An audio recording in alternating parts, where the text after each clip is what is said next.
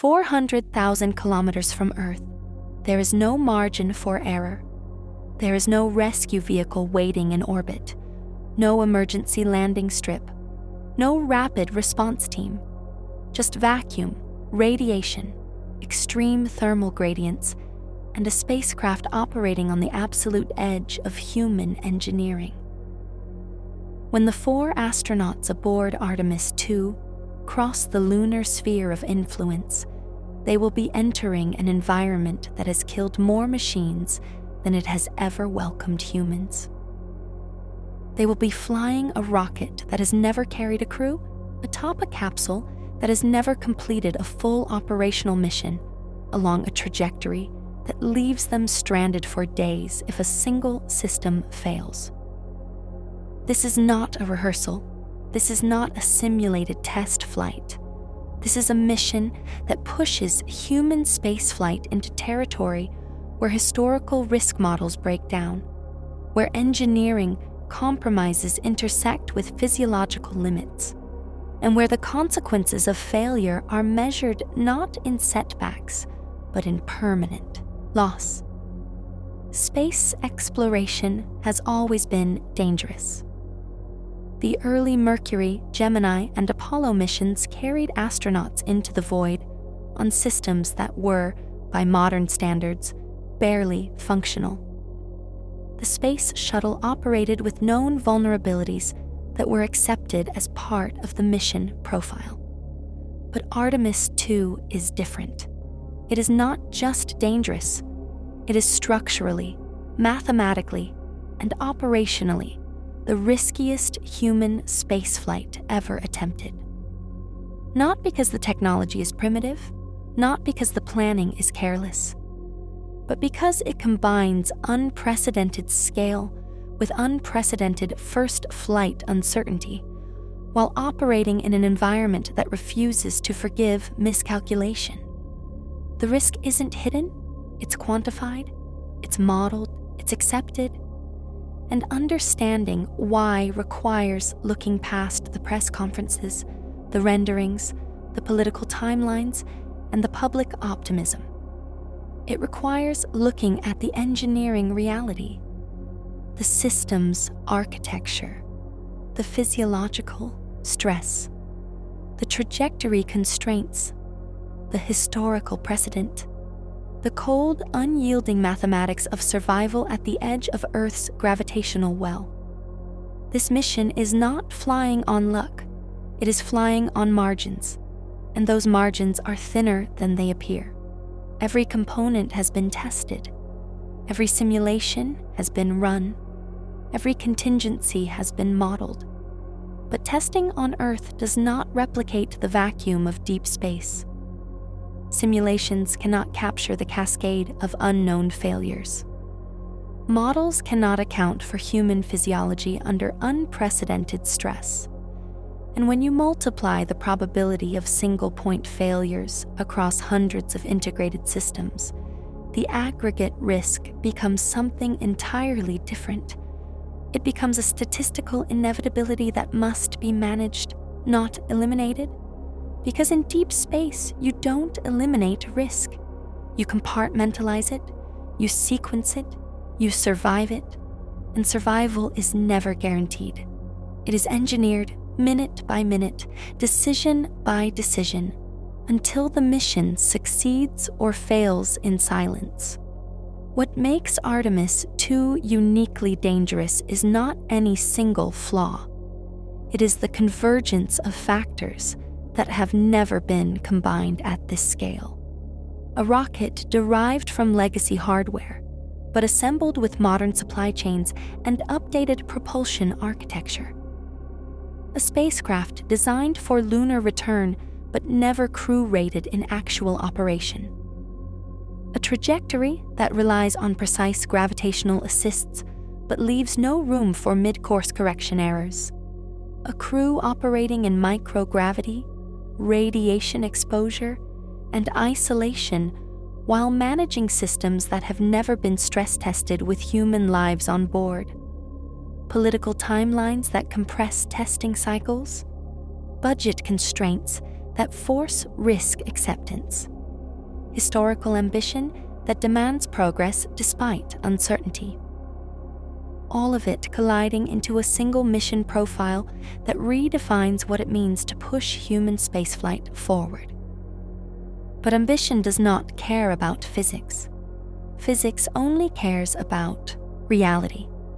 And reality is what this script will examine, not through speculation, not through fear, through data, through engineering, through the documented limitations, the verified vulnerabilities, the calculated probabilities, and the unspoken trade-offs that define every step of Artemis II. This is not an indictment, it is an analysis.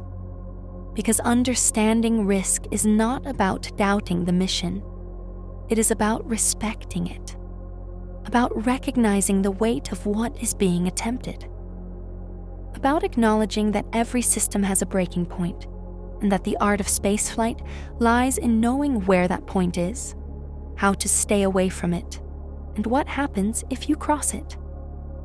The journey begins long before launch. It begins in design reviews, in failure mode analyses, in the quiet rooms where engineers argue over redundancy, where physicists calculate radiation doses, where medical teams model physiological degradation, where mission planners sequence contingency protocols. It begins with the realization that you cannot test everything. You cannot simulate everything. You cannot prepare for everything. You can only build the best system possible, understand its limits, accept its vulnerabilities, and trust the people who will operate it when theory meets reality, and when reality is 400,000 kilometers from the nearest help. Trust is not enough. You need precision. You need margins. You need survival protocols that work on the first try. Because there is no second try in deep space. What follows is a breakdown of why Artemis II carries more risk than any human spaceflight in history. Not as a warning, not as a deterrent, as a documentation, as a record of what is being attempted, what is being risked, what is being accepted, and why the mission proceeds despite the numbers. Because risk is not the enemy of exploration, it is the currency. And Artemis II is spending it at a scale that will either redefine human spaceflight or remind us why we stopped, trying for decades. The difference between the two outcomes lies in the details, in the engineering, in the physics, in the math, and that is where we begin. Chapter 1: The Architecture of Compounded Risk. Risk in spaceflight is not a single variable. It is a matrix, a network of interacting probabilities, where the failure of one component increases the load on another, where the degradation of a system compounds the stress on its backups, where human error multiplies mechanical vulnerability. When you design a mission for low Earth orbit, you build in rescue capability. You maintain orbital stations. You have abort trajectories that return you to Earth within hours.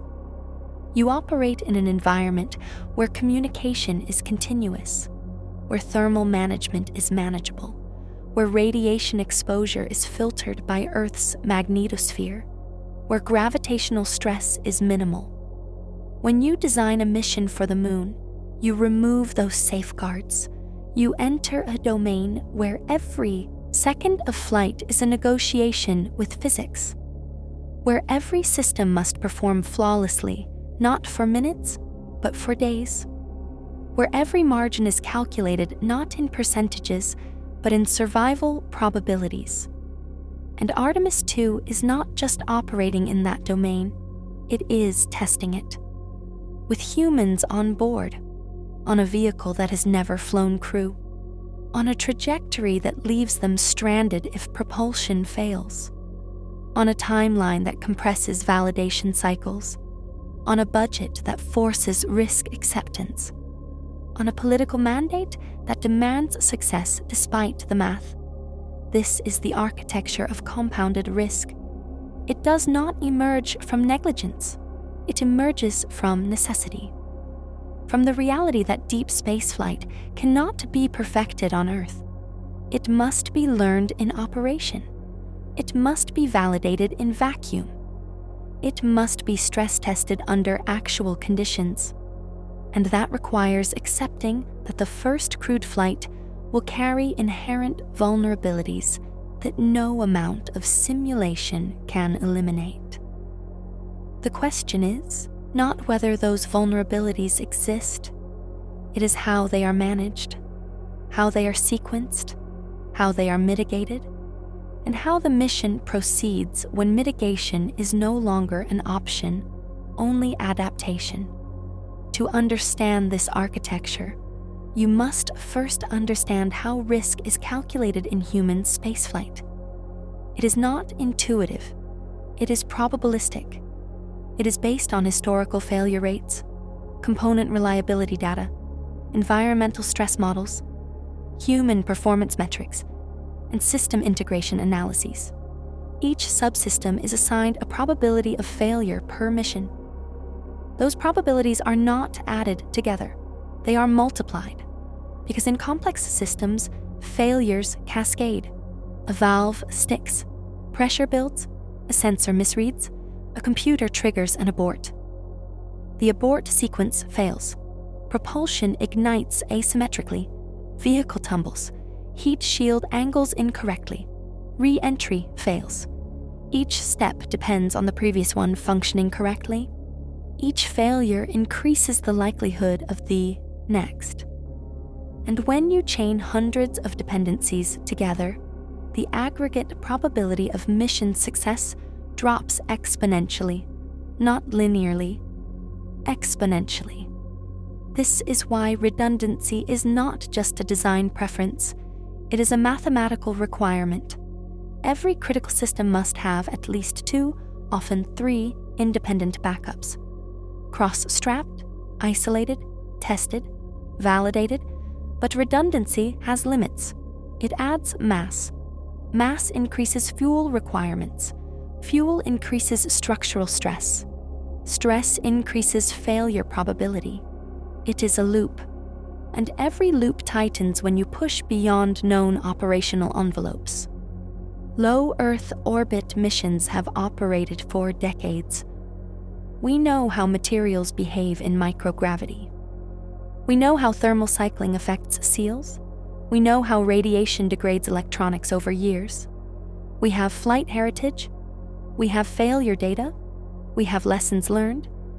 Artemis II does not. It operates in a new regime. Higher radiation, deeper vacuum, longer communication delays, more extreme thermal swings, higher re-entry velocities, greater gravitational stresses. And it must perform all of this on the first crewed flight. But first flight risk is not new. Apollo 11 was a first flight. The Space Shuttle was a first flight. Every human space vehicle begins with untested hardware. What makes Artemis II different is the scale of the leap. It is not iterating, it is advancing. It is moving from low Earth orbit to cislunar space in a single generation of hardware.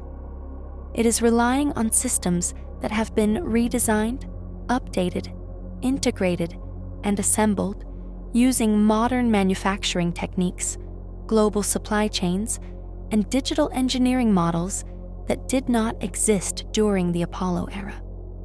And modern techniques bring their own vulnerabilities: software complexity, supply chain fragmentation, component obsolescence, integration delays, testing compression, all of it converging into a single mission profile that demands perfection from systems that have never operated together in actual flight conditions. This is where the architecture of compounded risk becomes visible. It is not in the headlines. It is in the engineering reviews. in the failure mode and effects analyses, in the probabilistic risk assessments, in the quiet calculations that determine whether a mission proceeds or pauses. And those calculations do not lie. They show that Artemis II carries a higher baseline risk than any crewed mission since the early shuttle program. Not because it is poorly designed, because it is highly complex. Because complexity is the enemy of reliability. Because every additional system increases the probability of failure. Because every integration point introduces uncertainty. Because every first flight parameter carries unknown failure modes that only reveal themselves under actual operational stress. But uncertainty is not unmanageable, it is quantifiable. And quantification is the foundation of risk acceptance. NASA does not launch based on optimism. It launches based on probability thresholds. Historical human spaceflight has operated at approximately a 1% probability of loss of crew per mission. That is the benchmark, the acceptable risk, the line that has been crossed only twice in human spaceflight history. Shuttle Challenger, Shuttle Columbia, both missions exceeded acceptable risk thresholds due to known vulnerabilities that were accepted, not mitigated. Artemis II is not ignoring that history. It is analyzing it. It is modeling it. It is designing around it. But modeling is not elimination. It is management. And management requires understanding where the vulnerabilities are, how they interact, and what happens when they converge. The vulnerabilities are documented. They are tracked. They are mitigated to the extent possible. But mitigation is not perfection. It is reduction. And reduction leaves residual risk. Residual risk is what remains after all known failures are addressed.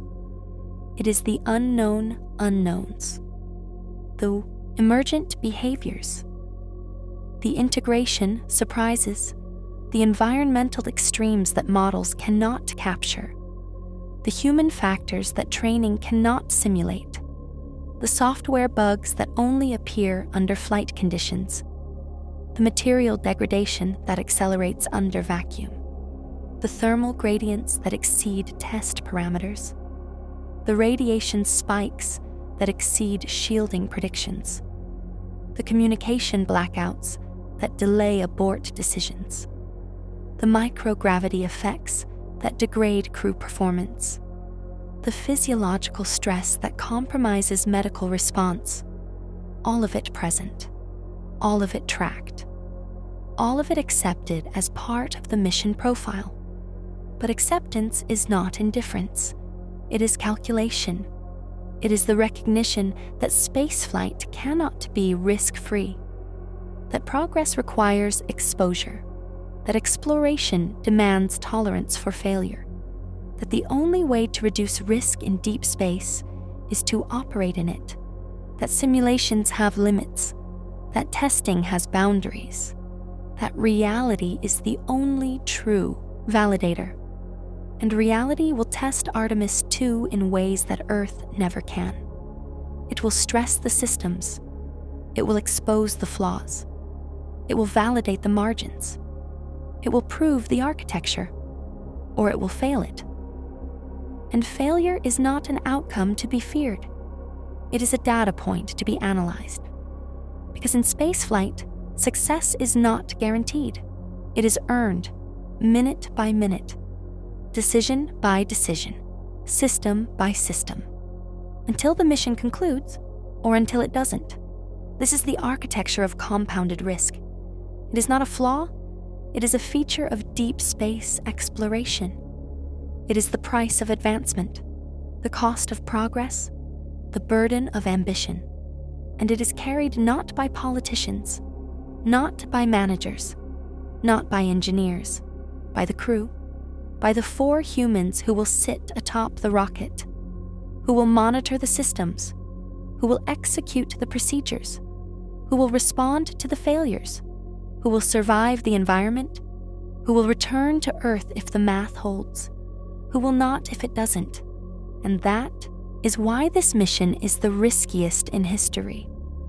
Not because of a single vulnerability, because of the convergence, because of the scale, because of the unknowns, because of the math. And because the math does not care about timelines, it only cares about reality. Chapter 2, the SLS Paradox, Heritage versus First Flight. The Space Launch System is not a new rocket. It is a reconstructed legacy vehicle, built from shuttle-era hardware, updated with modern avionics, redesigned for lunar trajectories, assembled using contemporary manufacturing techniques, and integrated into a launch architecture that has never been flight-proven as a complete system. This is the SLS paradox. It claims heritage, but it operates as a first flight. It relies on proven components, but it combines them in untested configurations. It draws on decades of aerospace knowledge, but it must validate that knowledge under actual launch conditions. And when you place 4 humans atop a vehicle that carries this paradox, you are not just accepting engineering risk, you are accepting historical risk. The risk of legacy hardware repurposed for new missions, the risk of supply chain fragmentation, the risk of component obsolescence, the risk of integration delays, the risk of testing compression, the risk of political timelines overriding engineering caution, all of it converging into a single launch vehicle that must perform flawlessly on its first crewed flight. To understand this paradox, you must first understand how SLS was conceived. It was not designed from scratch. It was assembled from existing programs. The solid rocket boosters are derived from the space shuttle, modified for higher thrust, longer burn time, updated propellant formulation, and modern manufacturing processes. The core stage uses RS-25 engines, the same engines that powered the shuttle, but rebuilt, refurbished, and certified for new operational parameters. The upper stage uses the Exploration Upper Stage, a newly developed cryogenic system that has never completed a full operational flight. The avionics, guidance, navigation, and control systems are entirely new, built to modern standards, integrated with digital architecture, and validated through simulation and ground testing.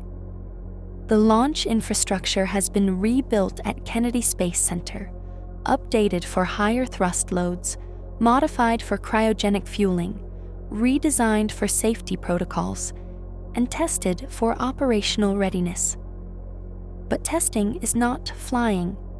Ground validation does not replicate flight dynamics.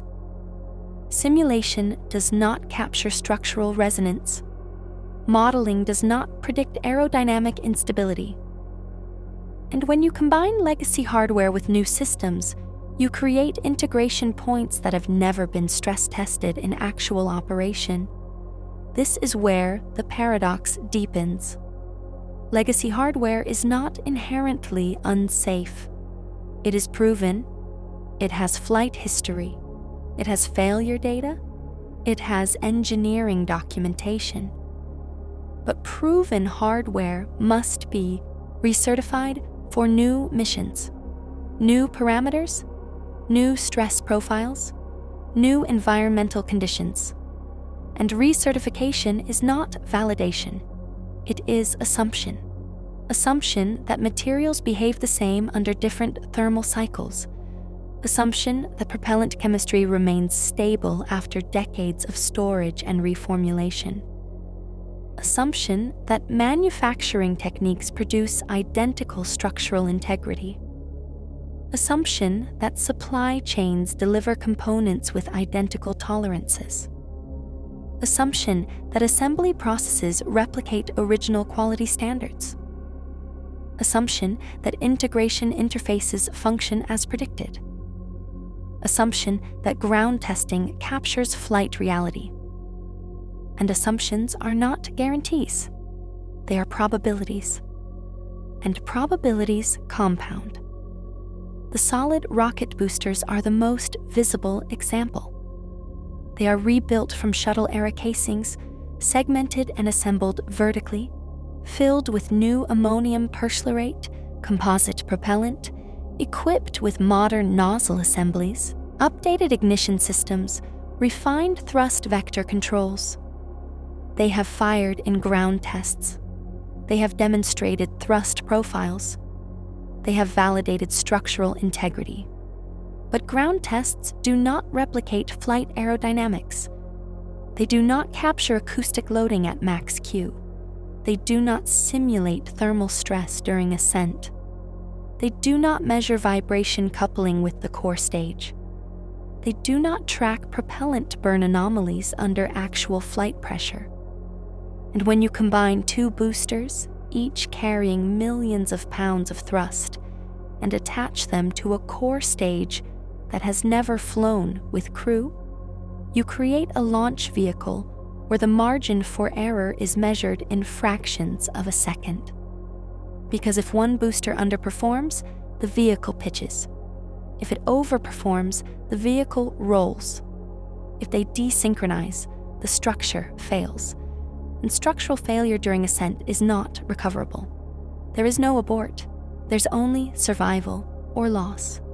The RS-25 engines face a similar paradox. They are among the most tested rocket engines in history. They powered the shuttle. They demonstrated reliability. They validated performance. They were rebuilt for SLS with updated turbopumps, revised thermal protection, modern control systems, new health monitoring. But they are no longer mass-produced. They are hand-assembled. They are individually certified. They are flight refurbished. And hand assembly introduces variability in tolerances, variability in material properties, variability in weld integrity, variability in seal performance, variability in sensor calibration, and variability increases risk, not because the engines are flawed, because they are unique, because uniqueness is the enemy of standardization, because standardization is the foundation of reliability. And when you cannot standardize, you must validate. And validation requires flight, because ground testing cannot replicate the full operational envelope. It cannot capture the cumulative stress of multiple ignition cycles. It cannot simulate the acoustic resonance of flight. It cannot measure the thermal fatigue of repeated use. And when you place humans atop a vehicle that relies on engines that must perform perfectly on the first crewed flight, you are not gambling. You are accepting calculated risk. And calculated risk is not reckless. It is necessary. Because deep space flight cannot wait for perfect validation. It must proceed with known vulnerabilities, managed margins, and survival protocols that work when theory meets reality. But the engines and boosters are only part of the architecture. The upper stage is where the paradox becomes most acute. The exploration upper stage is newly developed. It has not completed a full operational flight. It has not been crew-rated. It has not demonstrated sustained performance under actual mission conditions. It has been tested in segments. It has been validated in simulations. It has been integrated with avionics. It has been verified for cryogenic fueling. But segments are not systems. Simulations are not reality. Ground validation is not flight performance. And when the upper stage must ignite in vacuum, perform translunar injection, maintain precise trajectory control, and separate cleanly from the core stage, it must function flawlessly. Not approximately, not within acceptable limits, flawlessly, because in deep space, acceptable limits are not enough. Survival requires precision. Precision requires validation. Validation requires flight. And flight is what Artemis II will provide, not as a test, as an operation. And that is the paradox. The SLS is both legacy and new, both proven and untested, both reliable and vulnerable, both necessary and risky. And that duality is what makes it the most dangerous human launch vehicle since the early shuttle program. But danger is not the goal. Progress is. And progress requires accepting that first flights carry inherent risk. That legacy hardware must be adapted. That new systems must be validated. That integration must be tested. That margins must be calculated. That probabilities must be accepted. That crews must be prepared. That missions must proceed despite uncertainty, because uncertainty is not unmanageable, it is quantifiable. And quantification is the foundation of risk acceptance. The SLS is not perfect. It is optimized. It is not flawless. It is functional. It is not risk-free. It is risk-managed. And risk management is what allows human spaceflight to advance, not by eliminating danger, by controlling it, by sequencing it, by surviving it. And survival is what Artemis II will test, not in simulation, in reality, in the vacuum, in the ascent, in the trajectory, in the return, in the math. And the math will tell the story, not the press releases, not the timelines, not the politics, the math. And the math is clear. The SLS is the riskiest crewed launch vehicle in modern spaceflight. Not because it is poorly designed, because it is highly complex, because complexity demands precision, because precision requires validation, because validation requires flight, and flight is where theory ends and reality begins. Chapter 3: Orion's Silent Vulnerabilities. The Orion spacecraft is not designed for low Earth orbit. It is designed for deep space, for lunar trajectories, for extreme thermal environments, for radiation exposure, for prolonged isolation, for high-velocity re-entry, for autonomous operation, for crew survival in conditions where rescue is impossible. And that design philosophy introduces vulnerabilities that are not immediately visible.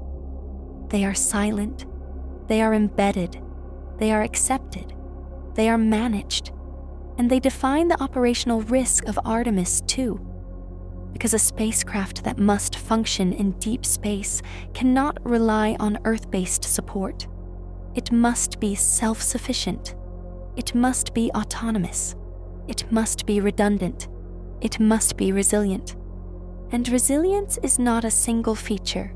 It is a network of systems, each dependent on the others, each carrying inherent limitations, each vulnerable to failure modes that only reveal themselves under actual flight conditions. The life support system is the most critical.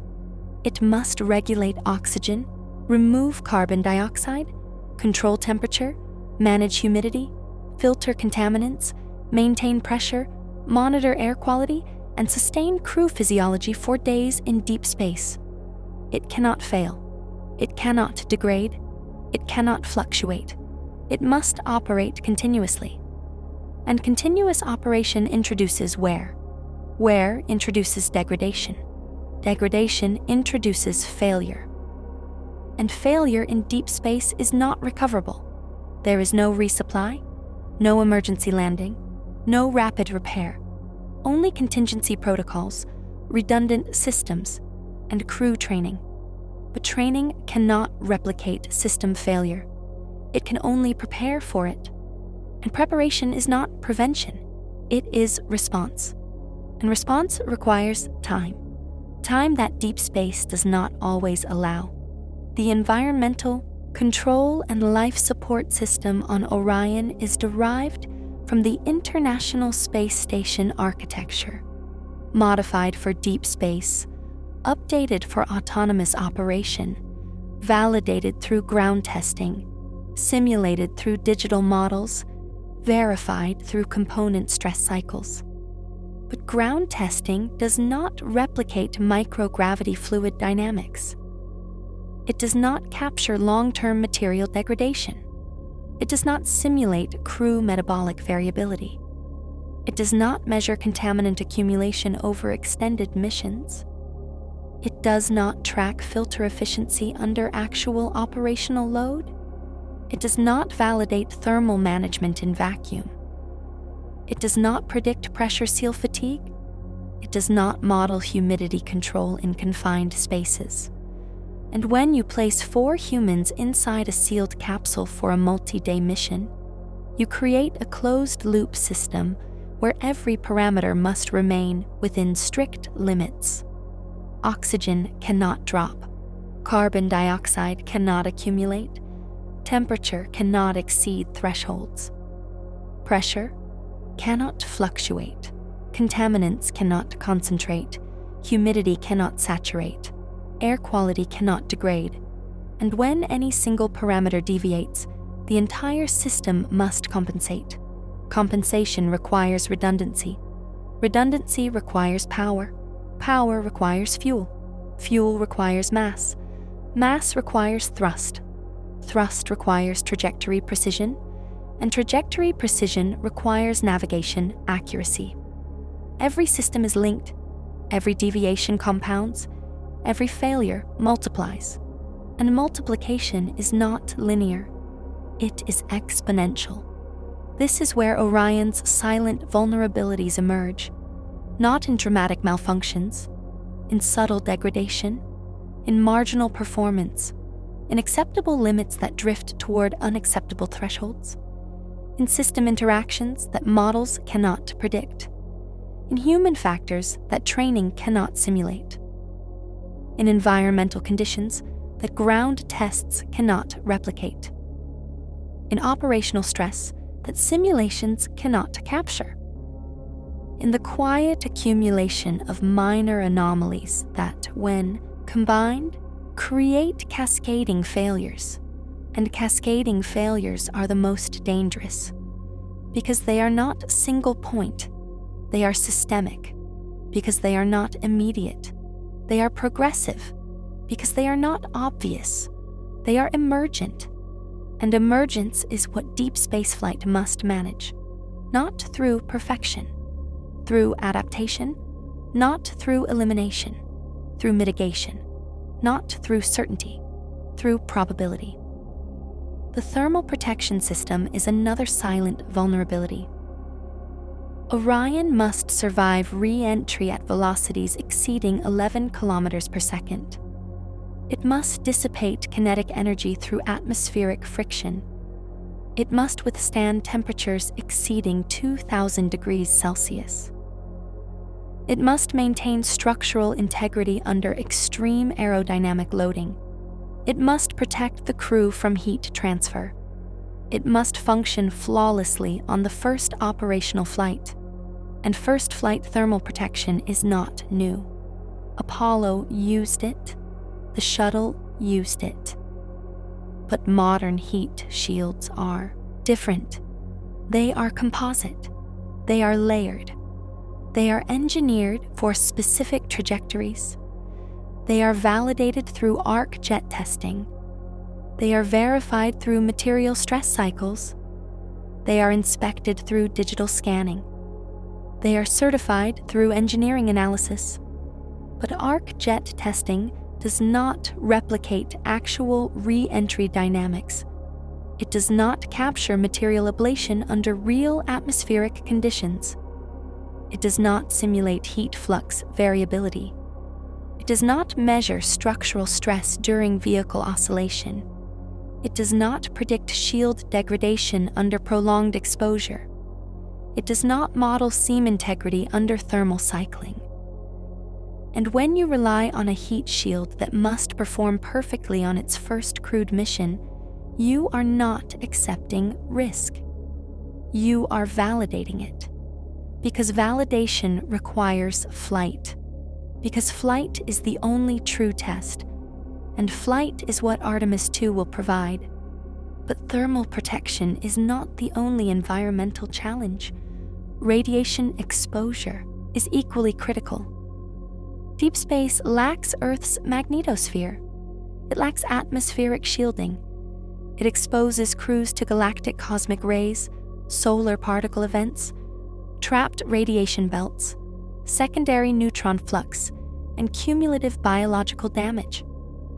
Orion's radiation shielding is optimized for lunar trajectories.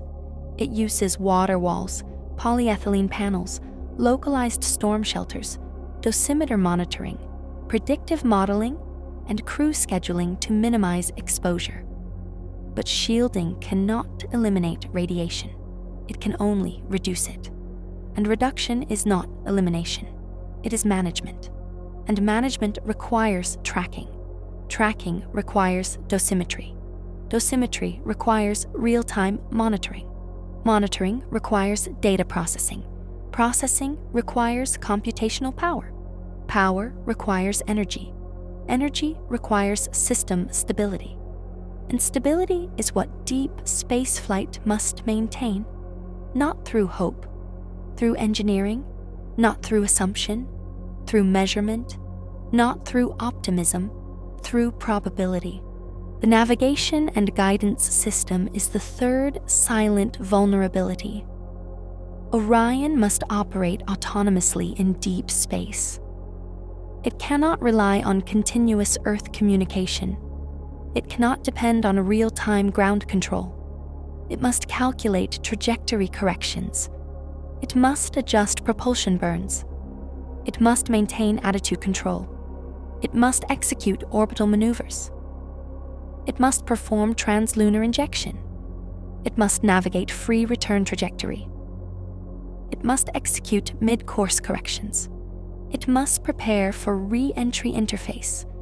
And it must do all of this without human error, without system failure, without software bugs, without sensor drift, without computational delay, without power fluctuation, without communication loss, without thermal interference, without radiation-induced bit flips, without hardware degradation, without operational stress, because in deep space there is no margin for computational error.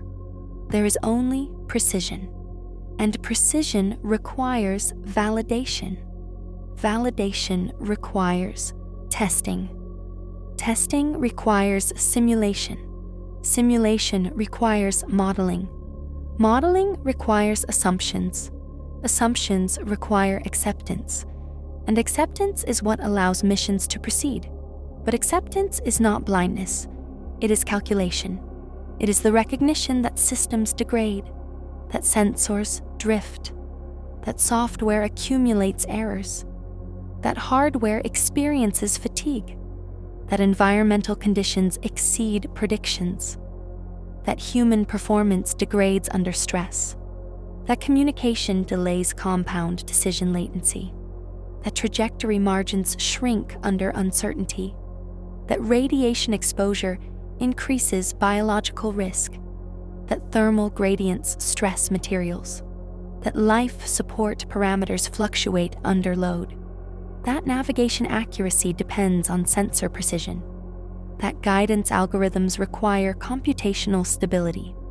That autonomy demands fault tolerance. That redundancy requires isolation. That integration introduces complexity. That complexity increases failure probability. And failure probability is what defines mission risk. Orion's vulnerabilities are not hidden. They are documented. They are tracked. They are mitigated. They are accepted. They are managed. And management is what allows human spaceflight to advance. not by eliminating danger, by controlling it, by sequencing it, by surviving it. And survival is what Artemis II will test, not in simulation, in reality, in the vacuum, in the trajectory, in the re-entry, in the math. And the math will tell the story, not the timelines, not the politics, not the optimism, the math. And the math is clear. Orion carries silent vulnerabilities, not because it is poorly designed, because it is highly complex, because complexity demands precision, because precision requires validation, because validation requires flight, and flight is where theory ends, and reality begins. Chapter 4, The Lunar Trajectory Math. Trajectory is not a path, it is a negotiation, a continuous calculation between gravitational forces, propulsion limits, navigation precision, communication windows, thermal constraints, radiation exposure, fuel reserves, abort margins, and human physiology. When you plot a course to the moon, you're not drawing a line, you're solving a differential equation, a multi-body problem, a dynamic system where every variable influences every other variable, where every adjustment creates ripple effects, where every miscalculation compounds into mission failure. And Artemis II's trajectory is not just difficult, it is unforgiving. It operates on free return principles. It relies on precise gravitational assists. It leaves minimal room for mid-course correction errors. It exposes the crew to extended radiation periods. It subjects the spacecraft to extreme thermal gradients. It requires propulsion burns in vacuum. It demands navigation accuracy within meters. It depends on communication windows that black out during critical phases. And it offers no rescue option if systems fail. Free return trajectory is the foundation of Artemis II's mission architecture. It is not a choice, it is a necessity. It ensures that if propulsion fails after translunar injection, the spacecraft will naturally loop around the moon and return to Earth without additional burns. It is a gravitational safety net, a mathematical guarantee, a passive recovery system. But passive does not mean simple. It means constrained. It means the trajectory must be calculated with extreme precision. It means the translunar injection burn must execute within narrow velocity tolerances. It means the lunar flyby altitude must be maintained within strict limits. It means the re-entry interface angle must fall within survivable parameters. It means every variable must align, and alignment is not guaranteed, it is engineered. Translunar injection is the first critical burn. It requires the core stage and upper stage to ignite in sequence, accelerate the spacecraft to escape velocity, achieve precise orbital insertion, and maintain attitude control during high-thrust maneuvering. It must occur within a narrow launch window. It must account for Earth rotation. It must align with lunar orbital position. It must compensate for atmospheric drag. It must adjust for propulsion variability. It must maintain trajectory accuracy within meters. It must execute without sensor drift. It must function without software delay. It must perform without hardware degradation. It must succeed on the first crewed flight. And first flight trajectory precision is not theoretical. It is tested. It is modeled. It is validated. But testing does not replicate flight. Modeling does not capture reality. Validation does not eliminate uncertainty. And uncertainty is what deep space flight must manage. The lunar flyby is the second critical phase. It requires the spacecraft to pass within a precise altitude of the moon's surface, use lunar gravity to alter trajectory, execute a slingshot maneuver, and align for Earth return. It must occur without atmospheric interference. It must maintain thermal stability during prolonged shadow exposure. It must manage radiation spikes from solar activity. It must navigate without continuous Earth communication. It must execute mid-course corrections with limited fuel reserves. It must monitor life support parameters during extended isolation. It must track crew physiological stress under microgravity. It must maintain system autonomy during blackout periods. It must survive the gravitational perturbation of a multi-body environment. And it must do all of this while operating on a vehicle that has never flown crew. But flyby precision is only half the equation. The return trajectory is the other half. It requires the spacecraft to re-enter Earth's atmosphere at a precise angle. Too shallow, and it skips back into space. Too steep, and it experiences catastrophic g-forces and heat flux. The corridor is narrow, the margin is measured in degrees. The your tolerance is unforgiving, the risk is absolute. And re-entry is where Artemis II's trajectory math converges with survival probability. Because if the angle is incorrect, the heat shield fails. If the shield fails, the crew dies. If the angle is correct, the shield holds. If the shield holds, the crew survives. And survival depends on precision. Precision depends on navigation. Navigation depends on sensors. Sensors depend on power. Power depends on systems. Systems depend on integration. Integration depends on validation. Validation depends on flight. And flight is what Artemis II will provide. But flight is not the only variable. Radiation exposure is. Deep space lacks Earth's magnetic shielding. It exposes crews to galactic cosmic rays, solar particle events, trapped radiation belts, secondary neutron flux, and cumulative biological damage. Artemis II's trajectory maximizes exposure duration. It minimizes shielding effectiveness. It operates outside low Earth orbit, protection. It increases cancer risk. It compromises central nervous system function. It degrades cognitive performance. It accumulates cellular damage. It accelerates aging.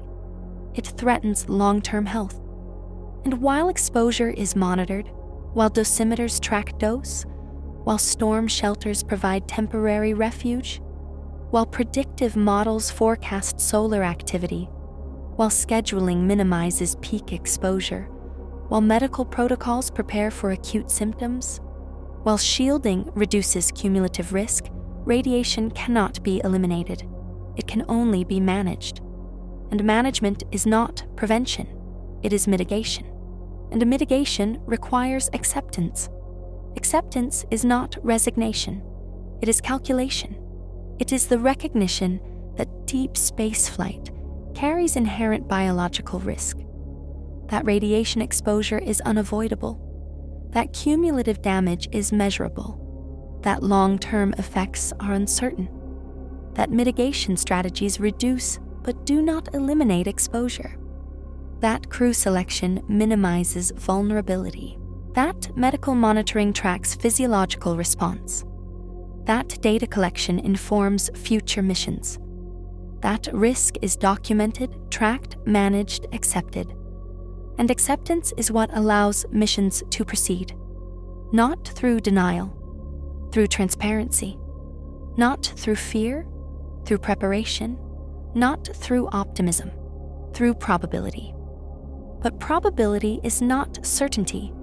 It is estimation. It is the recognition that trajectory margins are narrow, that navigation accuracy is limited, that propulsion performance varies, that communication delays compound decision latency, that thermal gradients stress materials, that life support parameters fluctuate, that radiation exposure accumulates, that physiological stress degrades performance, that human error is possible, that system failure is probable, that cascading anomalies are emergent, that survival is not guaranteed. It is engineered. And engineering is what defines Artemis II's trajectory risk. Not through speculation, through calculation, not through fear, through data, not through optimism, through probability. The trajectory math does not lie. It shows that Artemis II operates on narrow margins, that it demands precision, that it leaves minimal room for error, that it exposes crews to extended risk, that it requires flawless execution, that it depends on system reliability, that it validates first flight performance, that it tests human endurance, that it pushes operational boundaries, that it accepts calculated risk, that it proceeds despite uncertainty. And uncertainty is not unmanageable, it is quantifiable, and quantification is the foundation of risk acceptance. The trajectory is not perfect, it is optimized, it is not flawless, it is functional, it is not risk-free, it is risk-managed. And risk management is what allows human spaceflight to advance, not by eliminating danger, by controlling it, by sequencing it, by surviving it. And survival is what Artemis II will test. Not in simulation, in reality, in the vacuum, in the trajectory, in the math. And the math will tell the story, not the timelines, not the politics, not the optimism, the math.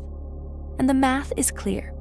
The lunar trajectory carries uncompromising risk, not because it is poorly calculated, because it is highly constrained, because constraint demands precision, because precision requires validation, because validation requires flight, and flight is where theory ends and reality begins.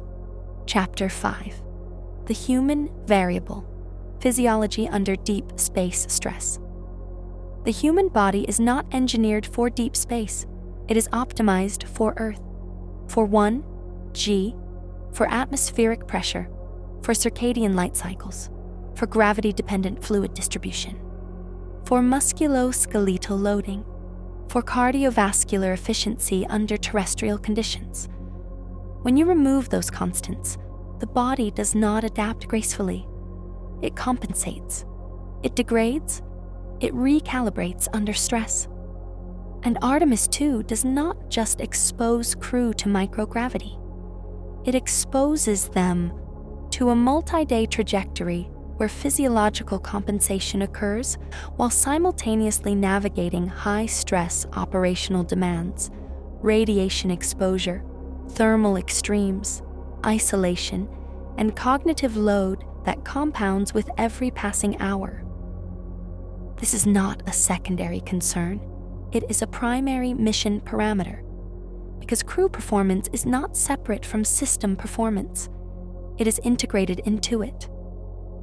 When vision degrades, navigation accuracy shifts. When cardiovascular drift alters orthostatic tolerance, re-entry survivability changes. When sleep architecture fragments, decision latency increases. When vestibular disruption triggers nausea, procedural compliance drops. The human variable is not a constant. It is a dynamic system. And dynamic systems under deep space stress operate outside validated baselines. Let's examine the fluid shift. Within hours of microgravity onset, blood and interstitial fluid migrate cephalad, headward. The body interprets this as fluid overload. It triggers diuresis. It reduces plasma volume by 10 to 15%. It alters baroreceptor sensitivity. It changes vascular compliance. This is not theoretical. It is documented. It is measured on every ISS expedition. But ISS missions operate with rapid return capability. They have medical support. They have exercise countermeasures.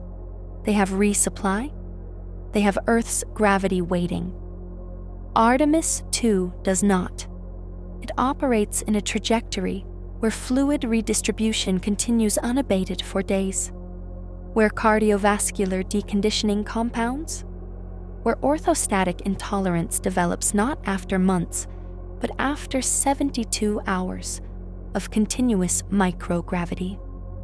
And when re-entry occurs, when G-forces return, when blood pools in the lower extremities, when the heart must suddenly overcome gravitational resistance, the crew is operating with reduced stroke volume, altered heart rate variability, and compromised autonomic regulation. The risk is not immediate collapse. It is degraded performance during the most critical phase of flight. And degraded performance during critical phases is where missions fail, not dramatically, incrementally, through delayed response, through miscalibrated input, through physiological noise that masks system alerts. But fluid shift is only the baseline. Musculoskeletal degradation follows a different timeline.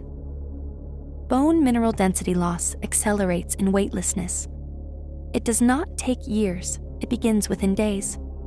Calcium resorption increases. Osteoclast activity outpaces osteoblast formation. Trabecular architecture weakens. Cortical porosity increases. On ISS, this is managed through resistive loading, vibration platforms, pharmaceutical intervention, and nutritional optimization. On Artemis II, none of that is sufficient. The mission duration is too short for full countermeasure efficacy, too long for baseline stability. The crew will enter microgravity, experience rapid fluid redistribution, undergo neuromuscular recalibration, and then return to high G re-entry before physiological adaptation can stabilize. The result is a transient but critical vulnerability. Reduced lower body strength, altered joint proprioception, diminished impact tolerance, and during re-entry, when the capsule experiences peak deceleration, when the crew is strapped into couches, when spinal compression increases, when vestibular input conflicts with visual cues, the body is not optimized for survival. It is compromised by trajectory design, not by negligence, by physics. And physics does not adjust for convenience. It enforces limits. Vestibular disruption compounds the risk. The inner ear relies on gravitational reference. Otolith organs detect linear acceleration. Semicircular canals detect angular rotation. In microgravity, otolith input vanishes. The brain receives conflicting signals. Visual cues suggest stillness. Vestibular cues suggest motion. Proprioceptive feedback shifts. The result is space motion syndrome, nausea, disorientation, impaired hand-eye coordination, delayed reaction time. On low Earth orbit missions, this resolves within 48 hours as the brain recalibrates. It adapts. It learns to weight visual input over vestibular input. It develops microgravity reflexes. But adaptation requires time. Artemis II's timeline does not allow full adaptation. It demands operational readiness during the acclimation window, during the period when vestibular conflict is highest, when cognitive load peaks, when procedural execution requires precision, and precision is degraded by nausea, by spatial disorientation, by delayed motor response. This is not speculation. It is flight medicine. It is documented in Apollo, Shuttle, and ISS records. It is predictable. It is manageable. But management is not elimination. It is mitigation. And mitigation requires accepting that crew performance will operate below baseline during critical phases. Not because training failed, because physiology does not compress. Sleep. Architecture degradation is equally critical. Circadian rhythms require light cues, gravity reference, thermal stability, and psychological safety. Deep space removes two, it alters one, it complicates the fourth. Artemis II's trajectory exposes crew to continuous sunlight phases, shadow transitions, artificial lighting schedules, communication blackouts, and operational stress that fragments sleep on set.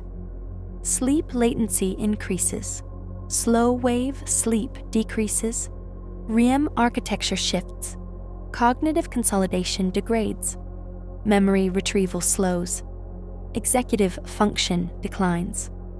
On Earth, sleep deprivation is manageable through rest cycles, caffeine, scheduling, and environmental control. In deep space, it is compounded by radiation exposure, fluid shift, vestibular conflict, thermal variability, and isolation. The result is cumulative fatigue, not acute, chronic, measured in micro-degradation, in delayed response times, in increased error probability, in reduced situational awareness. And situational awareness is the foundation of crewed spaceflight. It is what separates routine operations from emergency response. It is what allows pilots to interpret instrument drift, to recognize system anomalies, to execute contingency protocols. When situational awareness degrades, margins shrink. And when margins shrink, survival probability drops. But let's go deeper. Let's examine the cardiovascular system under prolonged microgravity and high G re-entry. The heart adapts to weightlessness by reducing workload. Stroke volume decreases. Cardiac muscle mass declines slightly. Blood pressure regulation shifts. Baroreflex sensitivity alters. Vascular compliance changes. These adaptations are efficient for microgravity. They are detrimental for re-entry.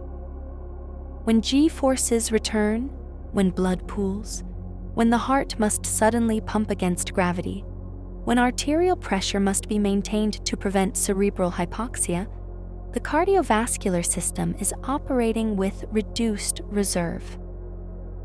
Not failure, reduced reserve. And reduced reserve during peak deceleration is where physiological risk becomes operational risk. It is why re-entry couches are angled, why G-suits are considered, why fluid loading protocols are implemented, why medical monitoring is continuous, why abort thresholds are calculated not just on system performance, but on crew tolerance. Because the human body is not a passive passenger. It is an active component of the mission architecture, and its limitations are as real as propulsion limits, as real as thermal gradients, as real as radiation dose. Now, let's address the psychological dimension. Isolation is not just physical, it is cognitive, it is social, it is temporal.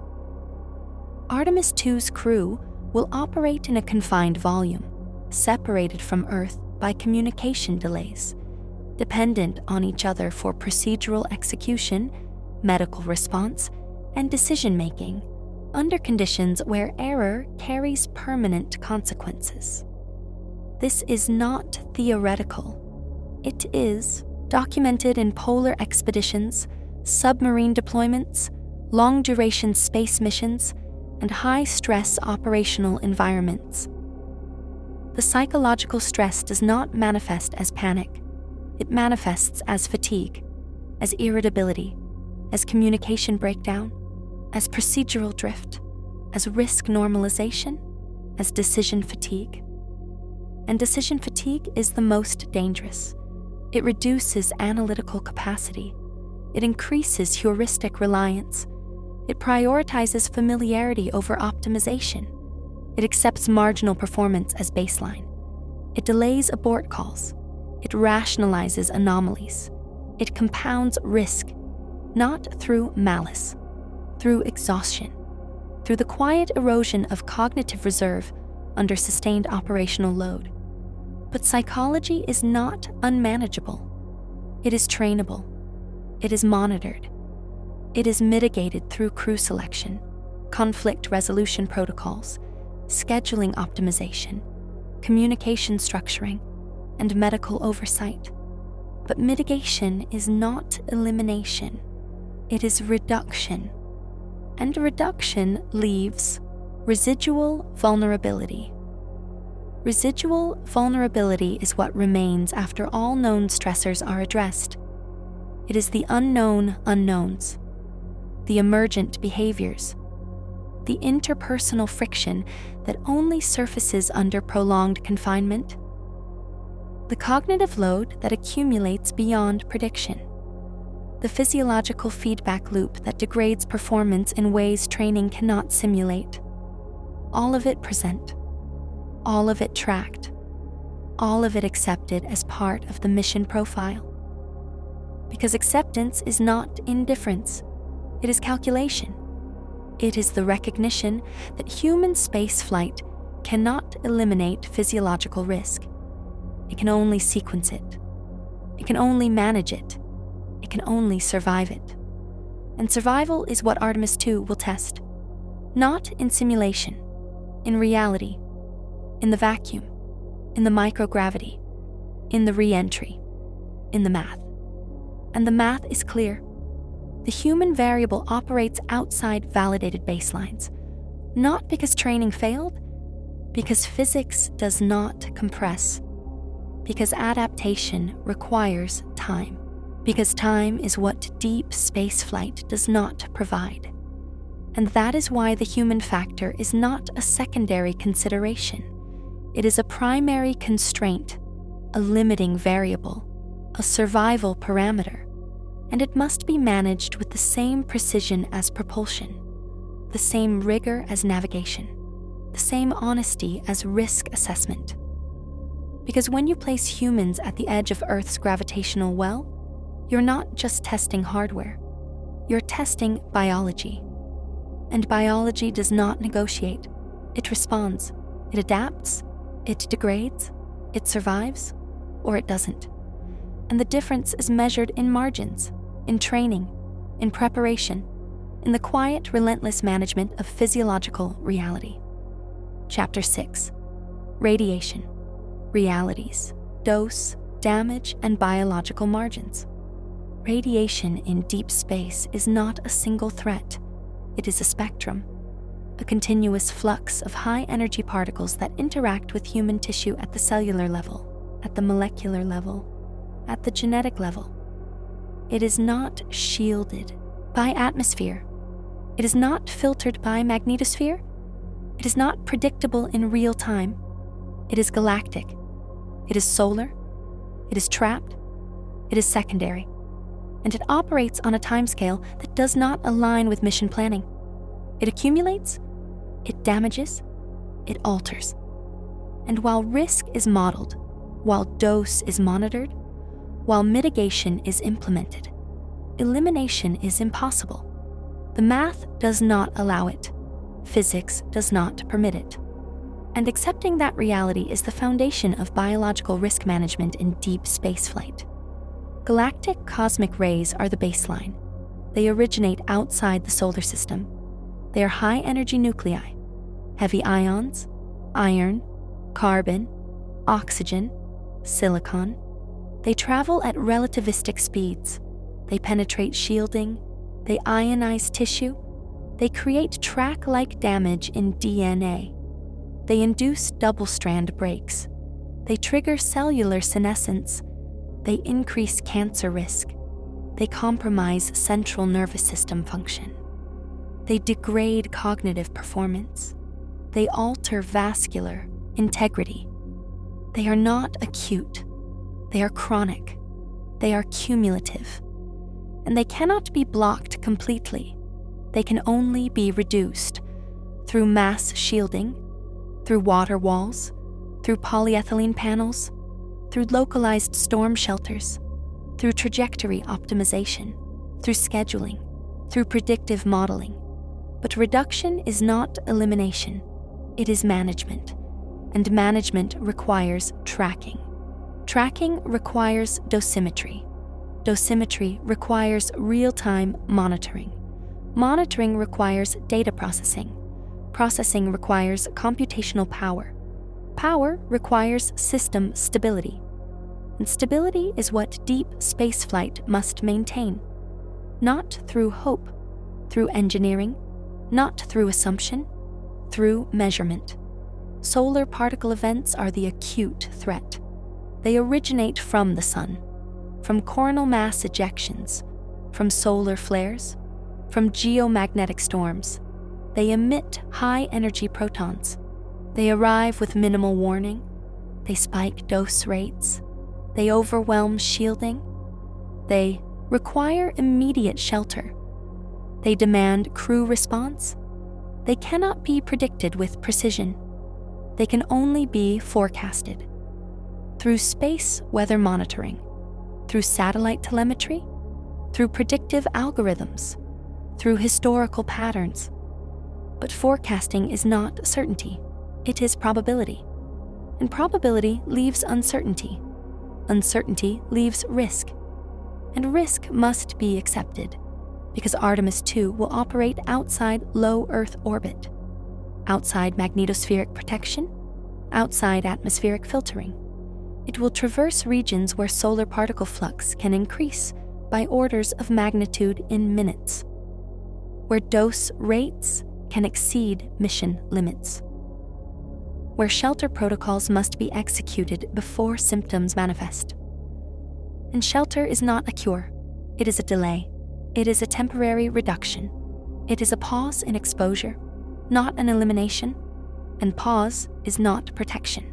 It is mitigation. And mitigation requires readiness. Readiness requires training. Training requires simulation. Simulation requires modeling. Modeling requires assumptions. Assumptions require acceptance. And acceptance is what allows missions to proceed. But let's examine the biological reality. Radiation damage is not uniform. It is heterogeneous. It depends on particle type, on energy level, on tissue sensitivity, on exposure duration, on shielding effectiveness, on individual genetics, on repair capacity, on cumulative dose, on dose rate, on microgravity interaction, on cardiovascular stress, on immune suppression, on neural vulnerability. The central nervous system is particularly sensitive. Heavy ions cross the blood-brain barrier. They damage oligodendrocytes. They alter synaptic plasticity. They induce neuroinflammation. They impair memory consolidation. They reduce executive function. They increase error probability. They are not immediately symptomatic. They are progressive. They manifest as degraded performance, as delayed response, as cognitive fatigue, as decision drift. And decision drift is where missions fail. Not through catastrophic error, through incremental degradation, through the quiet accumulation of subclinical damage that reduces operational capacity below mission thresholds. Cardiovascular vulnerability is equally documented. Radiation exposure accelerates atherosclerosis. It damages endothelial cells. It increases arterial stiffness. It alters blood pressure regulation. It compounds with microgravity-induced fluid shift. It reduces orthostatic tolerance. It increases re-entry risk. It is not acute. It is cumulative.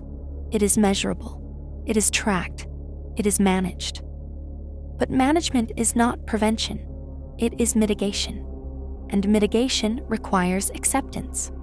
Because radiation exposure is unavoidable. It is inherent to deep spaceflight.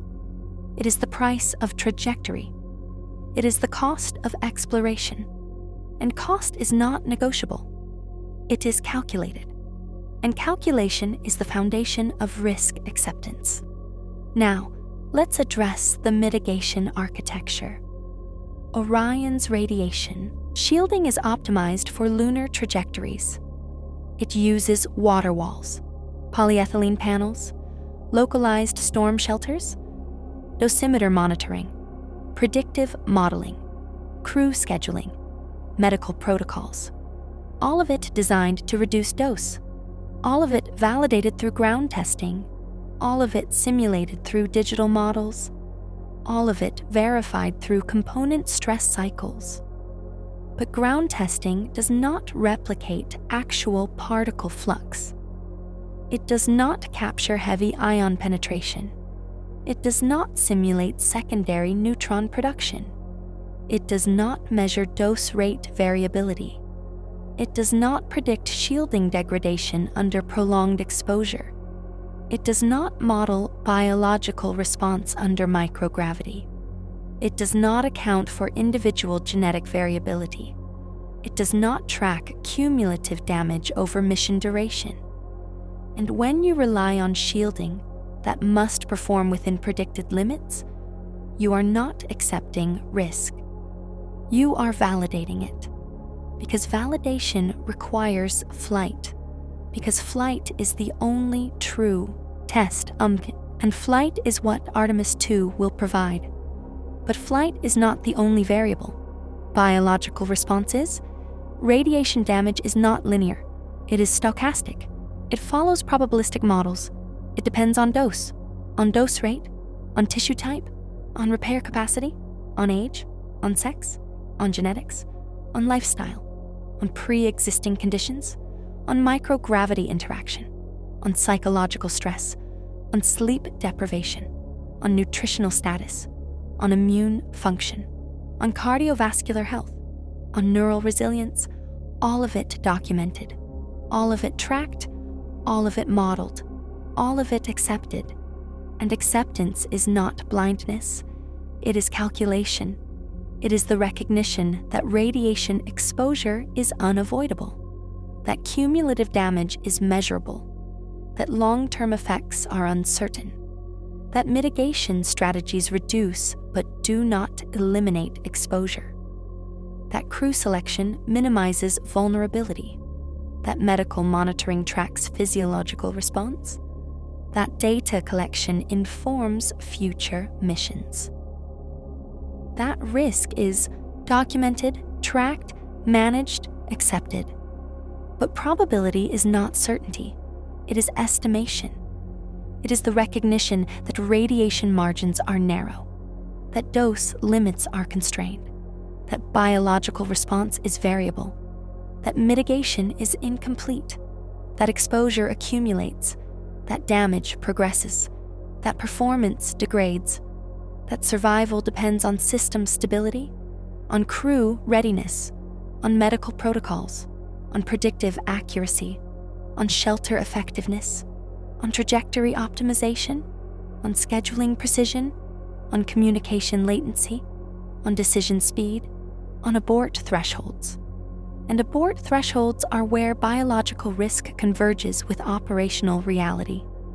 Because if dose exceeds limits, if solar activity spikes, if shielding degrades, if shelter protocols fail, if medical response delays, if crew performance degrades, the mission must adapt. Not through hope, through calculation, not through fear, through data, not through optimism, through probability. The radiation math does not lie.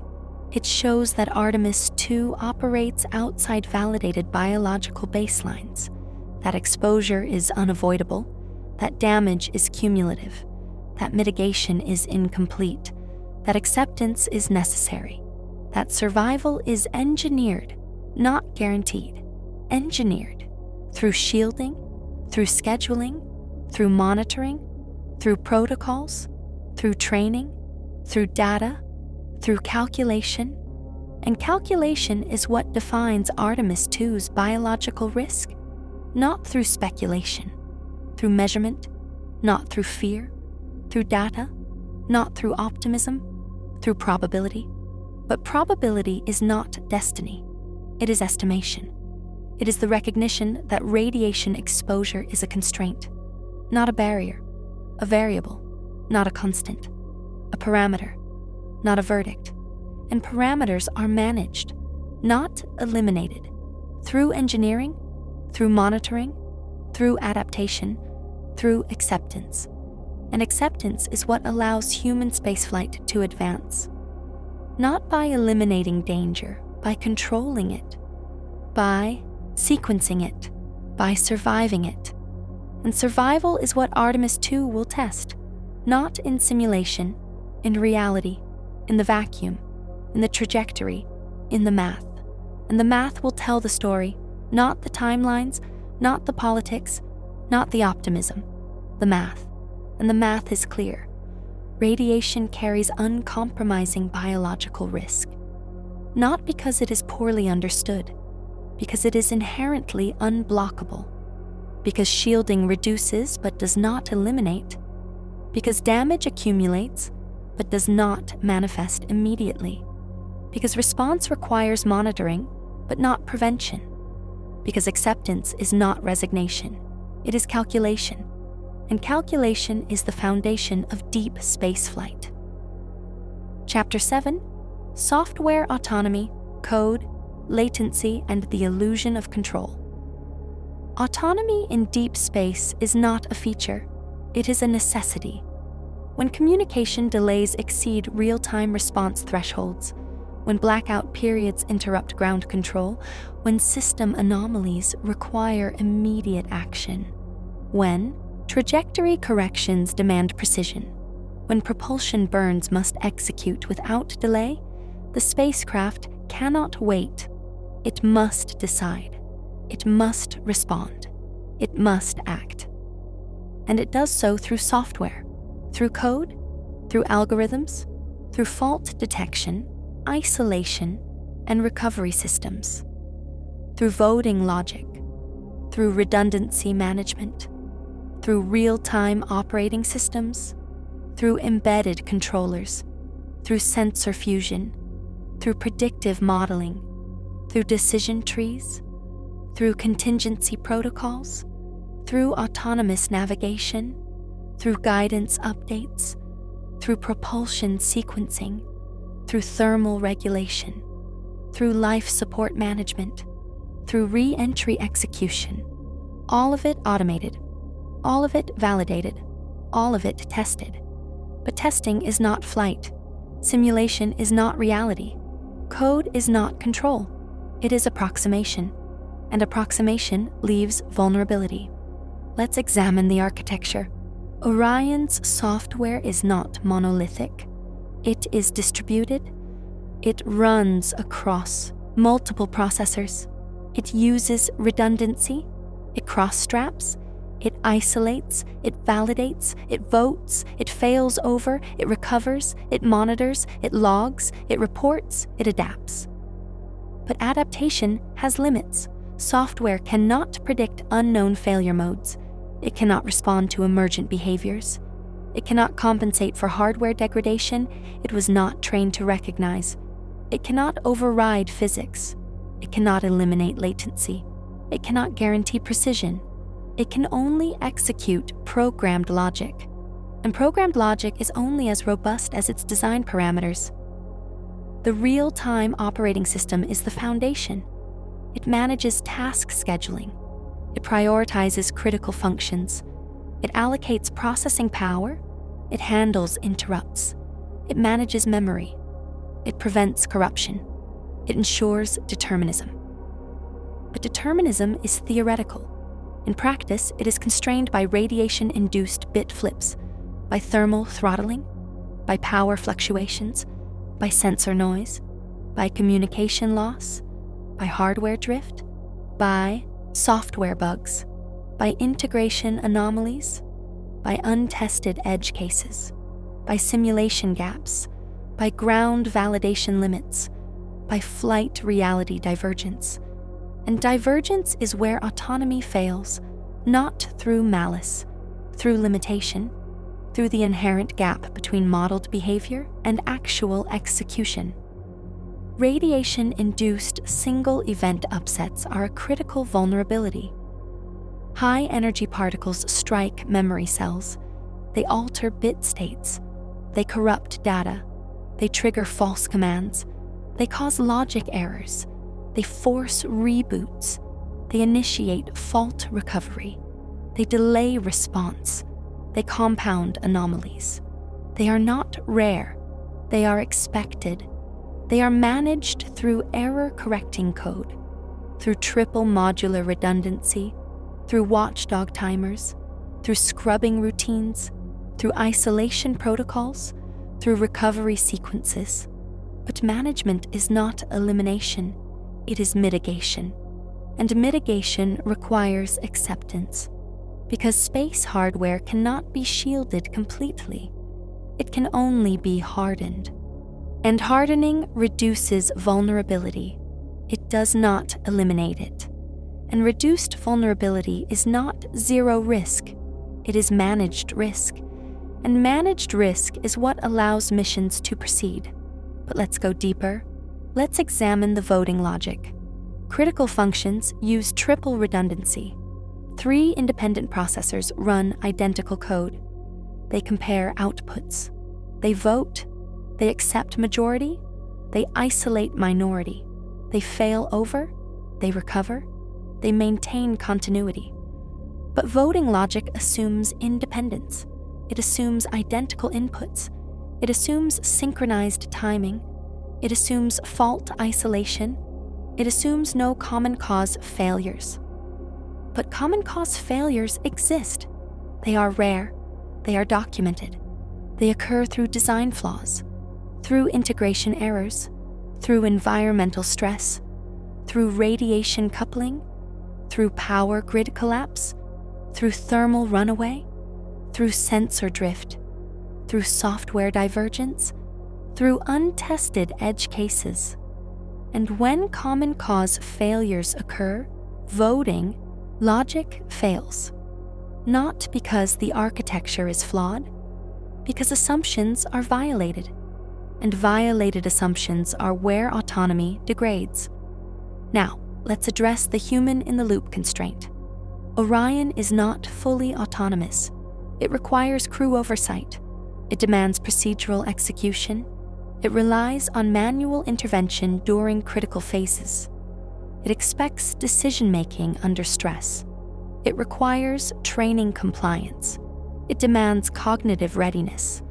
It depends on situational awareness. But situational awareness is degraded by radiation, by fluid shift, by vestibular conflict, by sleep deprivation, by cognitive fatigue, by isolation, by communication delay, by system complexity, by anomaly load, by decision fatigue. And decision fatigue reduces analytical capacity. It increases heuristic reliance. It prioritizes familiarity over optimization. It accepts marginal performance as baseline. It delays abort calls. It rationalizes anomalies. It compounds risk, not through malice, through exhaustion. And exhaustion is where human-in-the-loop fails. Not through incompetence, through physiological reality. But human factors are not unmanageable. They are trainable. They are monitored. They are mitigated through crew selection, through procedural design, through interface optimization, through alarm management, through decision support, through training simulation, through stress inoculation, through cognitive load reduction. But mitigation is not elimination. It is reduction. And reduction leaves residual vulnerability.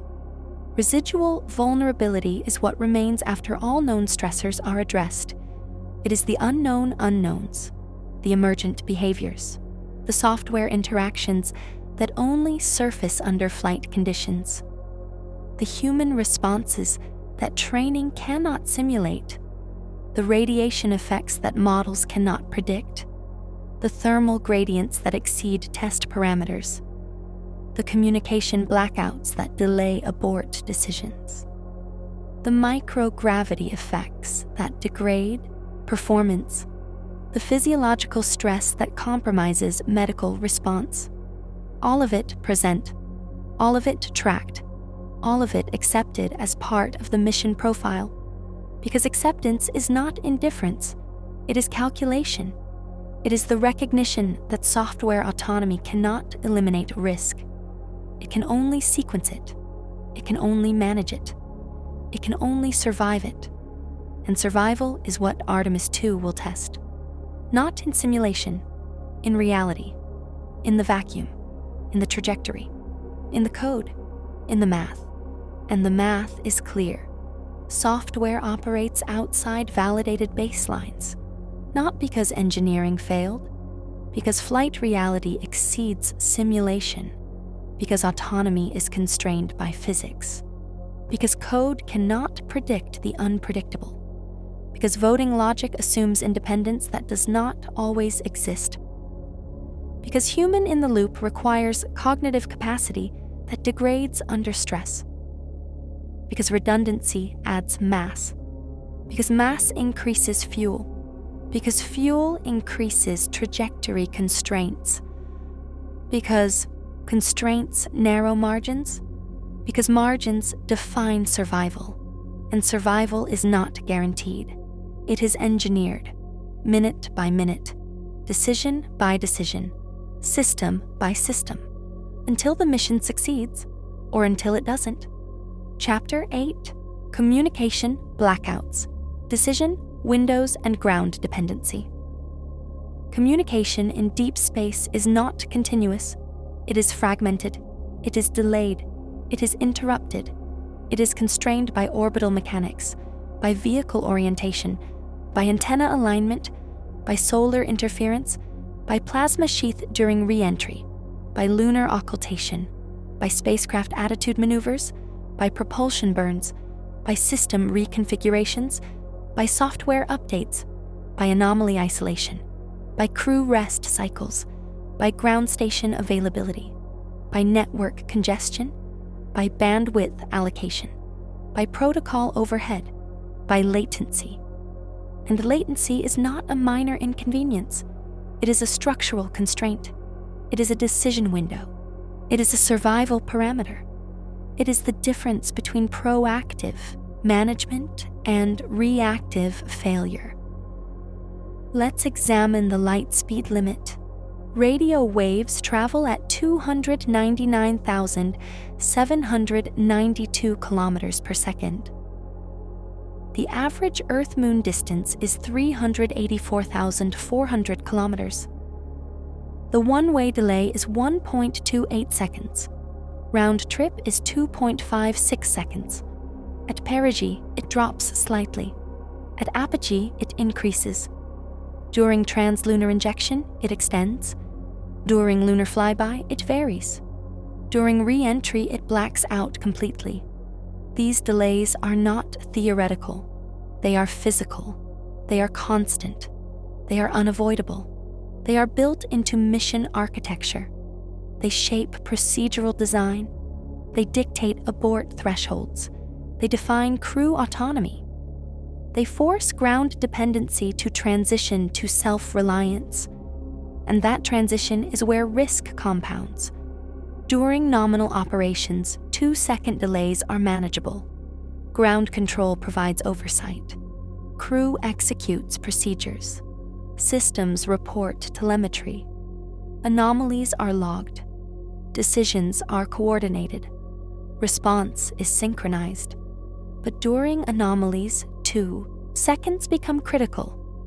When a pressure sensor drifts, when a valve sticks, when a computer flags a fault, when a trajectory deviates, when a thermal gradient exceeds limits, when a radiation spike occurs, when a software glitch triggers a reboot, when a propulsion burn underperforms, when a life support parameter shifts, when communication drops, when telemetry degrades, when ground control loses visibility, the crew must act.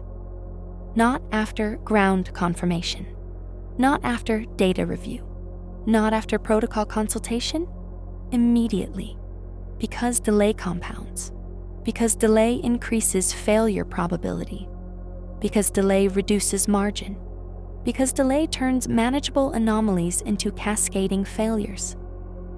Re-entry blackout is the most critical constraint. As the capsule enters the atmosphere, it compresses air. It creates plasma. It ionizes gas. It forms a conductive sheath. It blocks radio waves. It interrupts communication. It lasts approximately 3 to 5 minutes. During that window, the crew is isolated.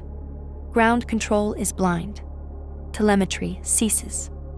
Decision-making is autonomous. Procedure execution is manual. System monitoring is internal. Anomaly response is immediate. Abort is impossible. Recovery is trajectory dependent. Survival is angle dependent. Heat shield performance is critical. And if the angle is incorrect, if the shield degrades, if the software glitches, if the guidance drifts, if the navigation fails, if the attitude control malfunctions, if the propulsion system misfires, if the life support degrades, if the radiation spikes, if the thermal gradient exceeds limits, if the crew performance drops, the mission fails. Not through external interference, through internal constraint, through the physical reality of atmospheric entry, through the mathematical necessity of blackout, through the engineering acceptance of isolation. But blackout is not the only vulnerability. Lunar occultation is another. When the spacecraft passes behind the moon, line of sight to Earth is blocked. Communication ceases. Telemetry stops. Ground control loses visibility. Crew operates autonomously. Anomalies must be managed internally. Decisions must be executed independently. Procedures must be followed without confirmation. Systems must perform without oversight. And oversight is not optional. It is structural. It is safety. It is redundancy. It is backup. It is validation. It is correction. It is intervention. It is recovery. And when oversight is removed, the mission relies on internal redundancy, on crew training, on procedural compliance, on system autonomy, on fault tolerance, on voting logic, on recovery protocols, on isolation routines, on scrubbing sequences, on reboot procedures, on manual override, on cognitive readiness, on situational awareness, on decision speed, on abort thresholds. And abort thresholds are where communication loss converges with survival probability. Because if systems degrade, if anomalies compound, if crew performance drops, if trajectory shifts, if heat shield integrity is questionable, if thermal limits are approached, if radiation dose accumulates, if life support parameters drift, if propulsion performance varies, if navigation accuracy degrades, if guidance algorithms fail, if software logic breaks, if hardware degrades, if power fluctuates, if data corrupts, if telemetry drops, if communication ceases, the mission must survive. Not through ground control, through crew autonomy. And autonomy is not guaranteed. It is trained. It is tested. It is validated. It is simulated. But simulation is not reality. Reality is what Artemis II will face. And reality does not wait for ground confirmation. Now, let's address the ground dependency paradox. Modern spaceflight is designed for continuous oversight. It assumes real-time telemetry. It expects constant monitoring. It relies on expert intervention. It depends on rapid response. It requires network connectivity. It demands bandwidth allocation. It utilizes predictive modeling. It implements decision support. It executes contingency protocols. It manages risk collaboratively. But collaborative management requires connectivity, and connectivity is fragmented in deep space. It is delayed, it is interrupted, it is constrained, it is limited, it is vulnerable, And vulnerability forces autonomy. Autonomy forces training. Training forces preparation. Preparation forces validation. Validation forces simulation. Simulation forces modeling. Modeling forces assumptions. Assumptions force acceptance. And acceptance is what allows missions to proceed. But acceptance is not blindness. It is calculation. It is the recognition that communication delays are unavoidable, that blackout periods are mandatory, that oversight is fragmented, that autonomy is required, that crew response must be immediate, that procedure execution must be flawless, that system redundancy must be isolated, that fault tolerance must be validated, that recovery protocols must work on first try, that decision thresholds must be pre-calculated, that abort triggers must be unambiguous, that survival must be engineered, not hoped for, engineered through design, through training, through simulation, through testing, through validation, through calculation. And calculation is what defines Artemis II's communication risk, not through speculation, through measurement, not through fear, through data, not through optimism, through probability. The communication math does not lie. It shows that Artemis II operates outside continuous oversight, that delays are structural, that blackouts are physical, that autonomy is mandatory, that crew response must be immediate, that procedure execution must be flawless, that system redundancy must be isolated, that fault tolerance must be validated, that recovery protocols must work on first try, that decision thresholds must be pre-calculated, that abort triggers must be unambiguous, that survival must be engineered, not hoped for, engineered.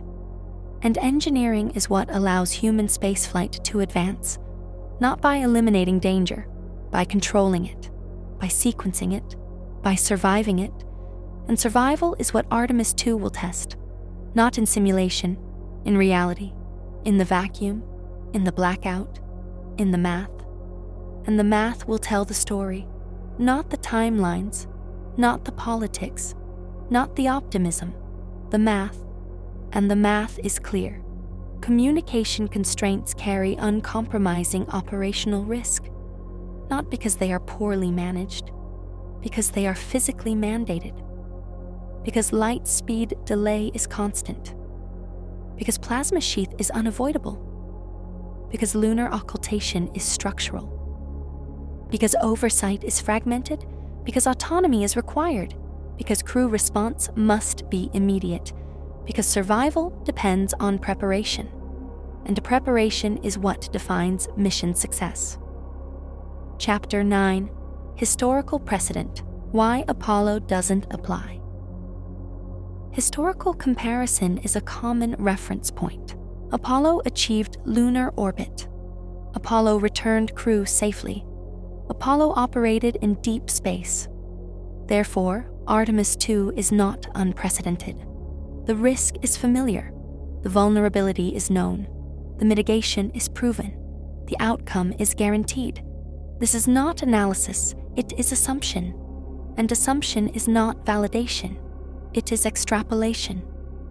And extrapolation fails when systems change, when architectures evolve, when complexity increases, when integration points multiply, when supply chains fragment, when software scales, when hardware modernizes, when testing compresses, when timelines accelerate, when political mandates override engineering caution, when risk acceptance thresholds shift, when historical precedent is applied to modern reality without accounting for divergence. And divergence is what makes Artemis II uniquely dangerous. Not because it is poorly designed, because it is highly complex. Because complexity is the enemy of reliability. Because reliability depends on heritage. Because Heritage is diluted when legacy systems are rebuilt, updated, integrated, and validated using modern techniques that did not exist during the Apollo era. Let's examine the Apollo architecture. It was designed for a specific mission: lunar landing, short duration, high redundancy, conservative margins, ground oversight, real-time communication, rapid abort capability, proven hardware, limited software, manual procedures, high crew autonomy, simplified interfaces, direct control, physical switches, analog readouts, mechanical backups, minimal automation, high training emphasis, extensive simulation, ground validation, flight testing, iterative refinement, risk acceptance. But risk acceptance in the 1960s was different. It was documented, it was tracked, it was managed, it was transparent, it was acknowledged, it was calculated. It was not hidden, it was not compressed, it was not forced.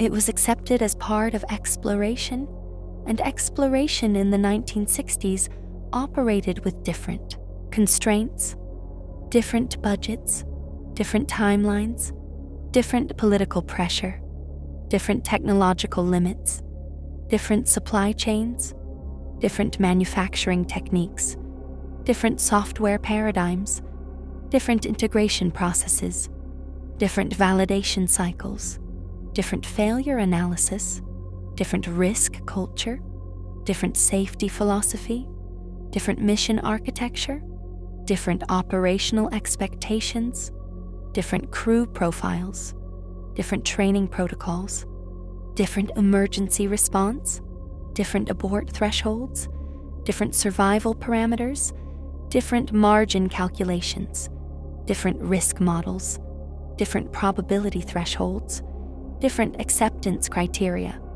And those criteria do not apply to Artemis II, because Artemis II operates in a different era, with different constraints, with different expectations, with different technology, with different complexity, with different integration, with different validation, with different timelines, with different pressure, with different risk culture, with different safety philosophy, with different mission architecture, with different operational expectations, with different crew profiles, with different training protocols, with different emergency response, with different abort thresholds, with different survival parameters, with different margin calculations, with different risk models, with different probability thresholds, with different acceptance criteria.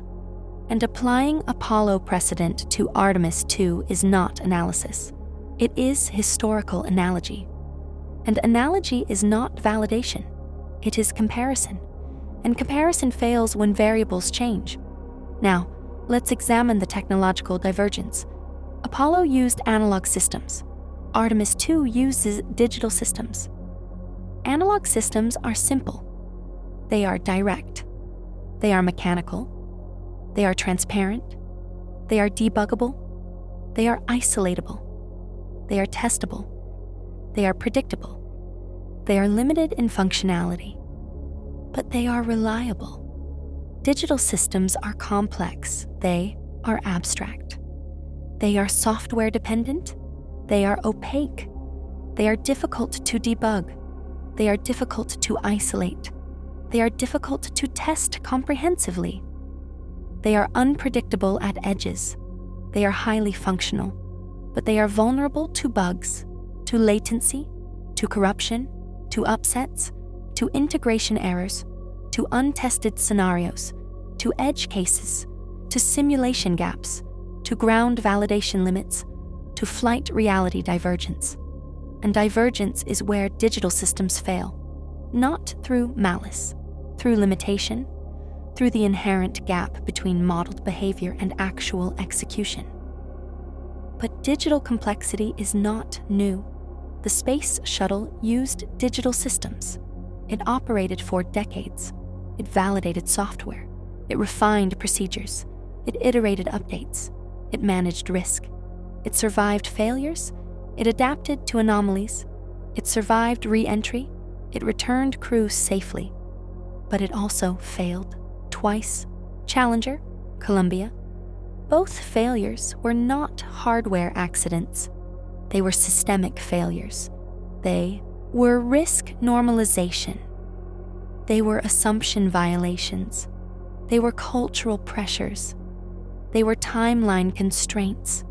They were budget limitations. They were engineering compromises. They were accepted vulnerabilities. They were managed risks. They were tracked anomalies. They were documented failures. They were analyzed. They were corrected. They were prevented from recurring. But correction does not eliminate risk.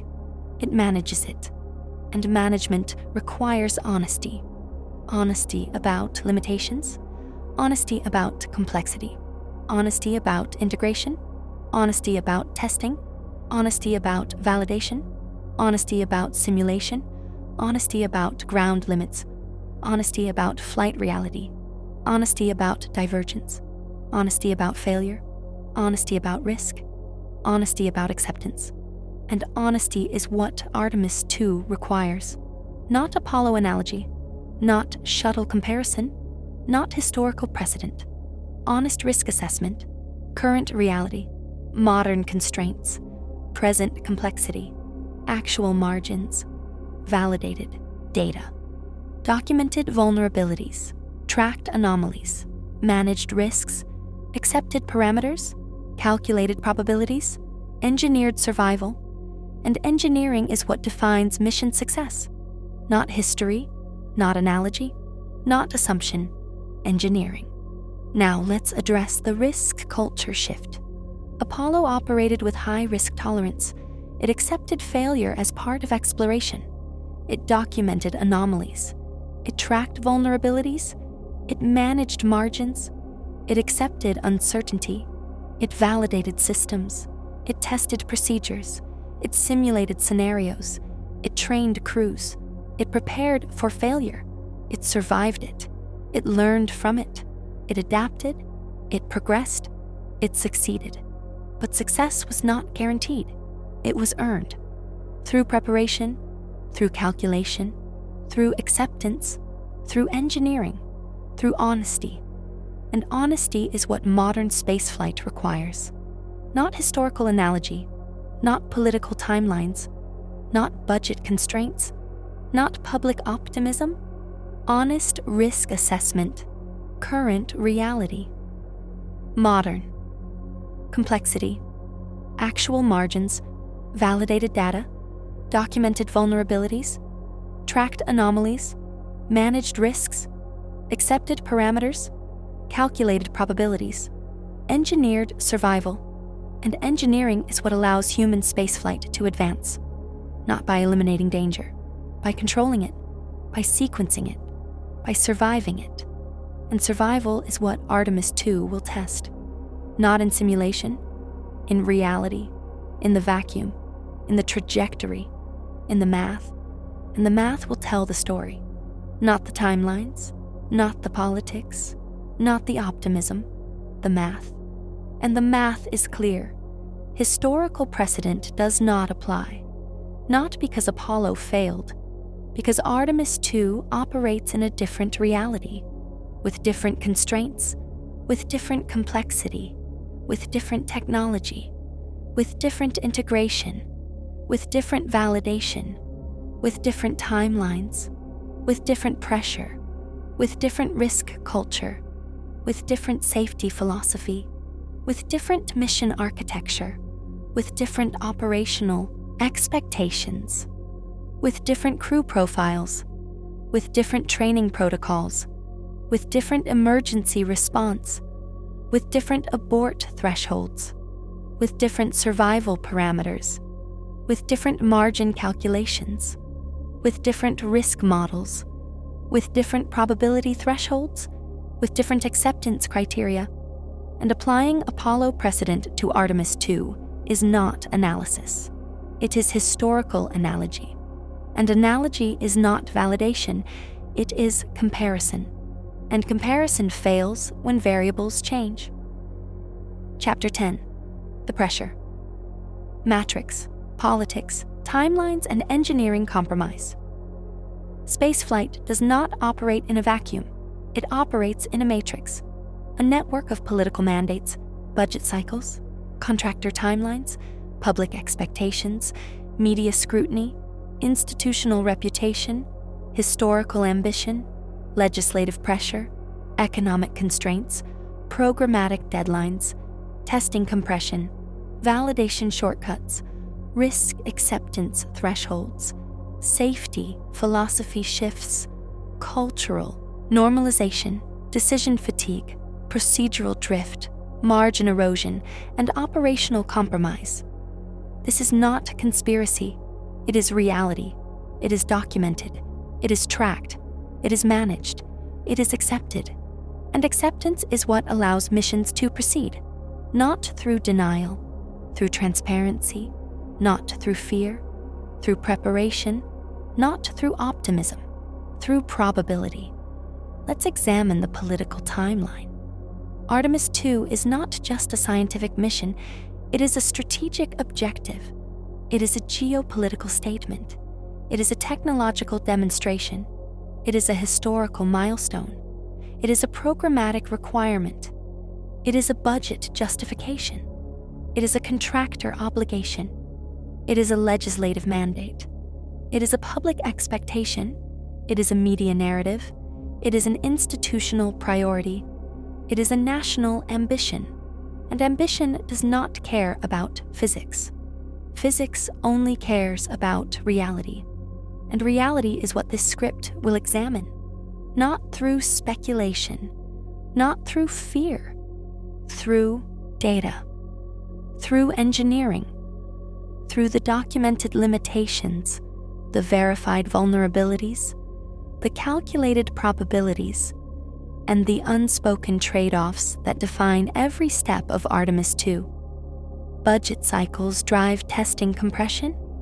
When funding is delayed, when appropriations shift, when contractor payments stall, when program reviews compress, when validation cycles shorten, when simulation windows close, when ground test campaigns reduce, when anomaly resolution accelerates, when margin analysis truncates, when risk assessment shortcuts, when safety philosophy shifts, when procedural compliance degrades, when documentation lags, when reporting delays, when oversight fragments, when accountability diffuses, when decision-making centralizes, when authority consolidates, when dissent is suppressed, when concern is dismissed, when caution is labeled delay, when validation is labeled obstruction, when testing is labeled inefficiency, when simulation is labeled redundancy,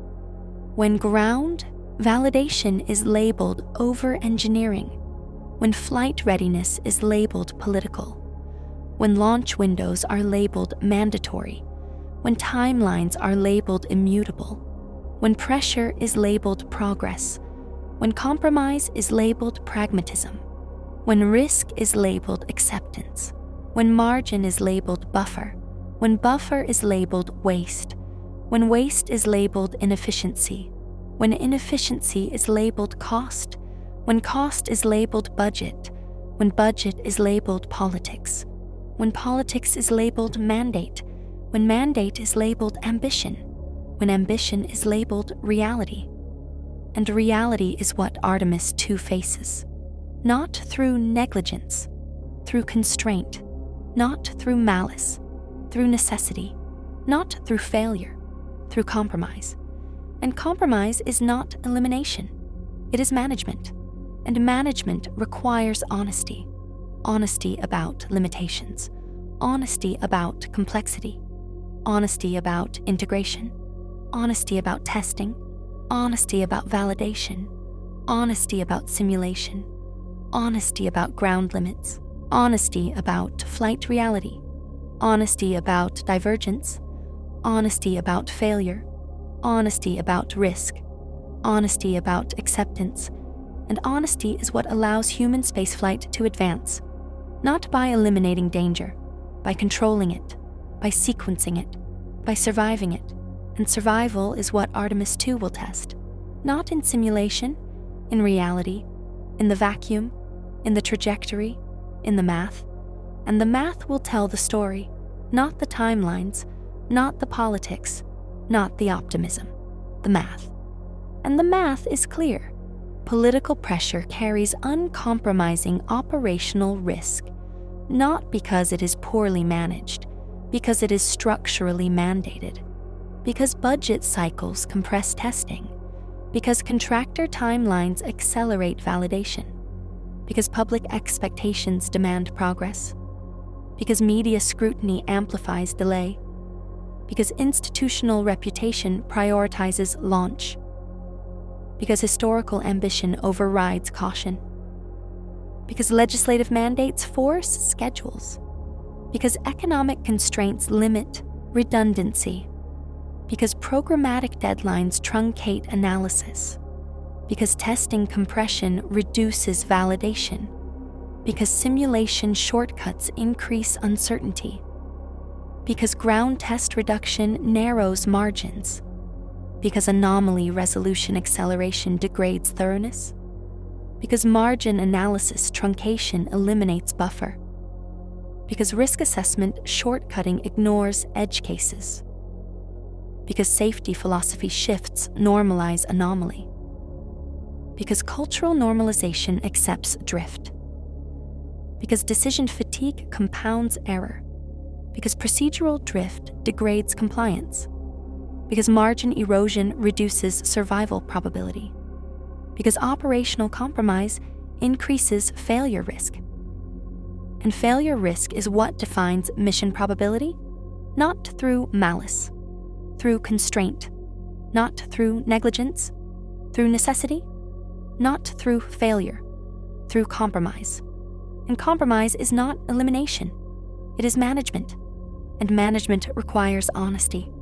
Honesty about limitations, honesty about complexity, honesty about integration, honesty about testing, honesty about validation, honesty about simulation, honesty about ground limits, honesty about flight reality, honesty about divergence, honesty about failure, honesty about risk, honesty about acceptance, and honesty is what allows missions to proceed.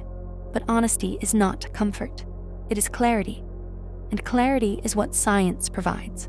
Not consolation, not fear, not myth, not dogma, just data, just process, just continuity. And continuity doesn't require an afterlife. It requires a cycle. And the cycle is real. It's ancient. It's efficient. It's beautiful in its indifference. Chapter 11. Pre-launch unknowns, integration, validation, and the final threshold.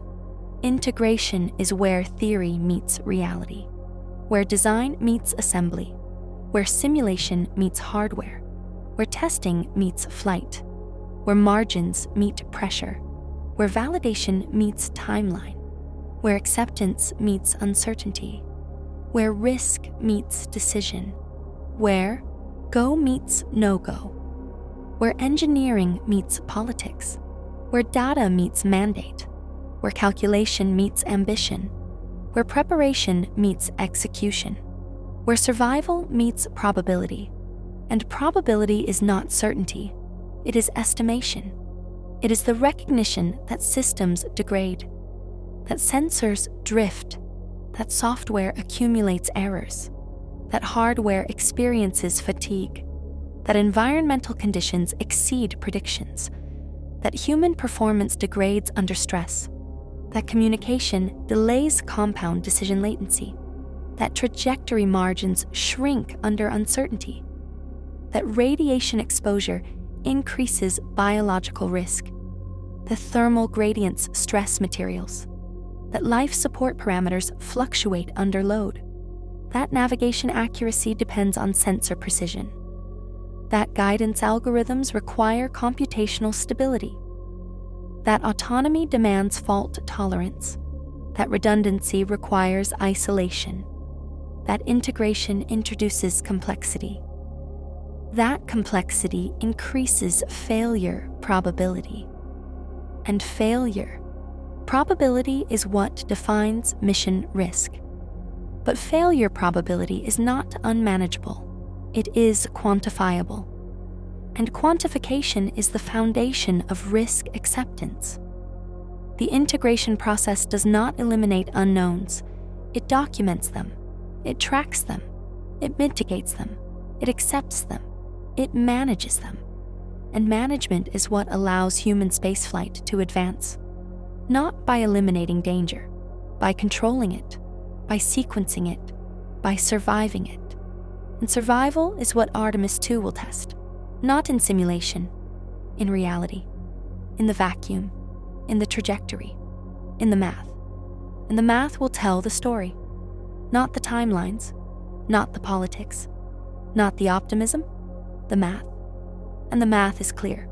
Pre-launch unknowns carry uncompromising operational risk, not because they are poorly managed, because they are inherently unpredictable, because integration introduces variability, because validation requires flight, because flight is the only true test, because testing cannot replicate reality, because simulation cannot capture divergence, because ground limits cannot predict space, because ground validation cannot guarantee performance, because testing compression cannot replace thoroughness, because timeline pressure cannot override physics, because political mandate cannot eliminate complexity, because public expectation cannot ensure safety, because media narrative cannot control risk, because institutional reputation cannot guarantee success, because historical ambition cannot compress adaptation, because budget constraint cannot fund redundancy, because contractor timeline cannot validate thoroughly, because legislative mandate cannot override engineering, because economic reality cannot eliminate uncertainty, because programmatic deadline cannot compress physiology, because testing campaign cannot replace flight, because anomaly resolution cannot predict edge cases, because margin analysis cannot guarantee buffer, because risk assessment cannot eliminate unknowns, because safety philosophy cannot control pressure, because cultural normalization cannot prevent drift, because decision fatigue cannot prevent error, because procedural drift cannot ensure compliance, because margin erosion cannot guarantee survival, because operational compromise cannot eliminate risk. And risk is what defines mission probability, not through malice, through constraint, not through negligence, through necessity, not through failure, through compromise. And compromise is not elimination, it is management. And management requires honesty. Honesty about limitations, honesty about complexity, honesty about integration, honesty about testing, honesty about validation, honesty about simulation, honesty about ground limits, honesty about flight reality, honesty about divergence, honesty about failure, honesty about risk, honesty about acceptance. And honesty is what allows missions to proceed. But honesty is not comfort, it is clarity.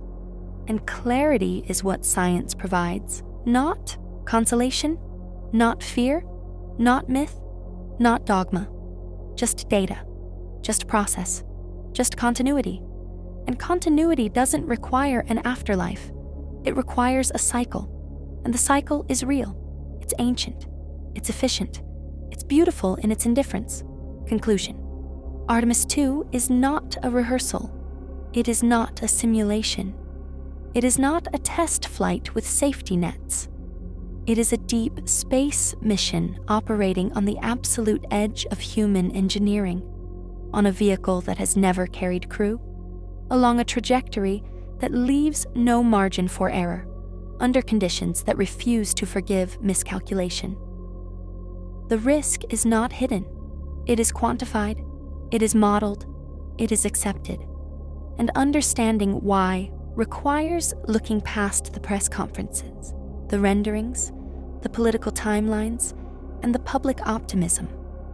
It requires looking at the engineering reality, the systems architecture, the physiological stress, the trajectory constraints, the historical divergence, the pressure matrix, the integration, unknowns, the cold, unyielding mathematics of survival at the edge of Earth's gravitational well. This mission is not flying on luck. It is flying on margins, and those margins are thinner than they appear. Every component has been tested, every simulation has been run, every contingency has been modeled. But testing on Earth does not replicate the vacuum of deep space. Simulations cannot capture the cascade of unknown failures. Models cannot account for human physiology under unprecedented stress. And when you multiply the probability of single-point failures across hundreds of integrated systems, the aggregate risk becomes something entirely different. It becomes a statistical inevitability that must be managed, not eliminated. Because in deep space, you don't eliminate risks. You compartmentalize it, you sequence it, you survive it, and survival is never guaranteed. It is engineered minute by minute, decision by decision, until the mission succeeds or fails in silence. What makes Artemis II uniquely dangerous is not any single flaw. It is the convergence of factors that have never been combined at this scale. A rocket derived from legacy hardware, but assembled with modern supply chains and updated propulsion architecture. A spacecraft designed for lunar return, but never crew-rated in actual operation. A trajectory that relies on precise gravitational assists, but leaves no room for mid-course correction errors.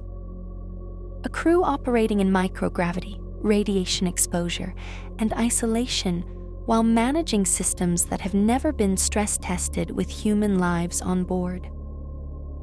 Political timelines that compress testing cycles, budget constraints that force risk acceptance, historical ambition that demands progress despite uncertainty, all of it colliding into a single mission profile that redefines what it means to push human spaceflight forward. But ambition does not care about physics. Physics only cares about reality. And reality is what this script has examined. Not through speculation, not through fear, through data, through engineering, through the documented limitations, the verified vulnerabilities, the calculated probabilities, and the unspoken trade-offs that define every step of Artemis II. This is not an indictment. It is an analysis. Because understanding risk is not about doubting the mission. It is about respecting it, about recognizing the weight of what is being attempted, about acknowledging that every system has a breaking point, and that the art of spaceflight lies in knowing where that point is, how to stay away from it, and what happens if you cross it.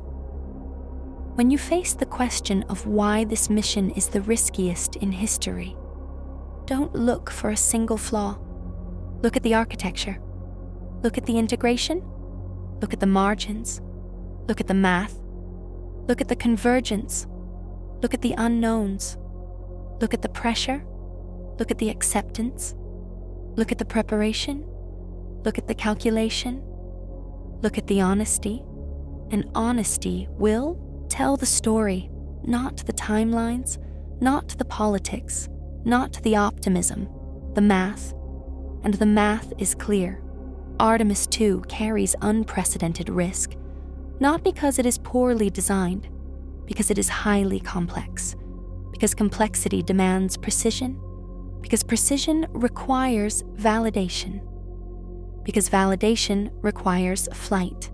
And flight is where theory ends and reality begins. Thank you for watching. If this clarified something, challenged something, or simply gave you space to think, share it with someone who needs that space. Subscribe for more grounded explorations of the mechanisms that shape our reality. And remember, risk is not the enemy of exploration, it is the currency. And Artemis II is spending it at a scale that will either redefine human spaceflight or remind us why we stopped trying for decades. The difference between the two outcomes lies in the details, in the engineering, in the physics, in the math. And that is where truth resides. Not in hope, in calculation, not in fear, in preparation, not in myth, in reality.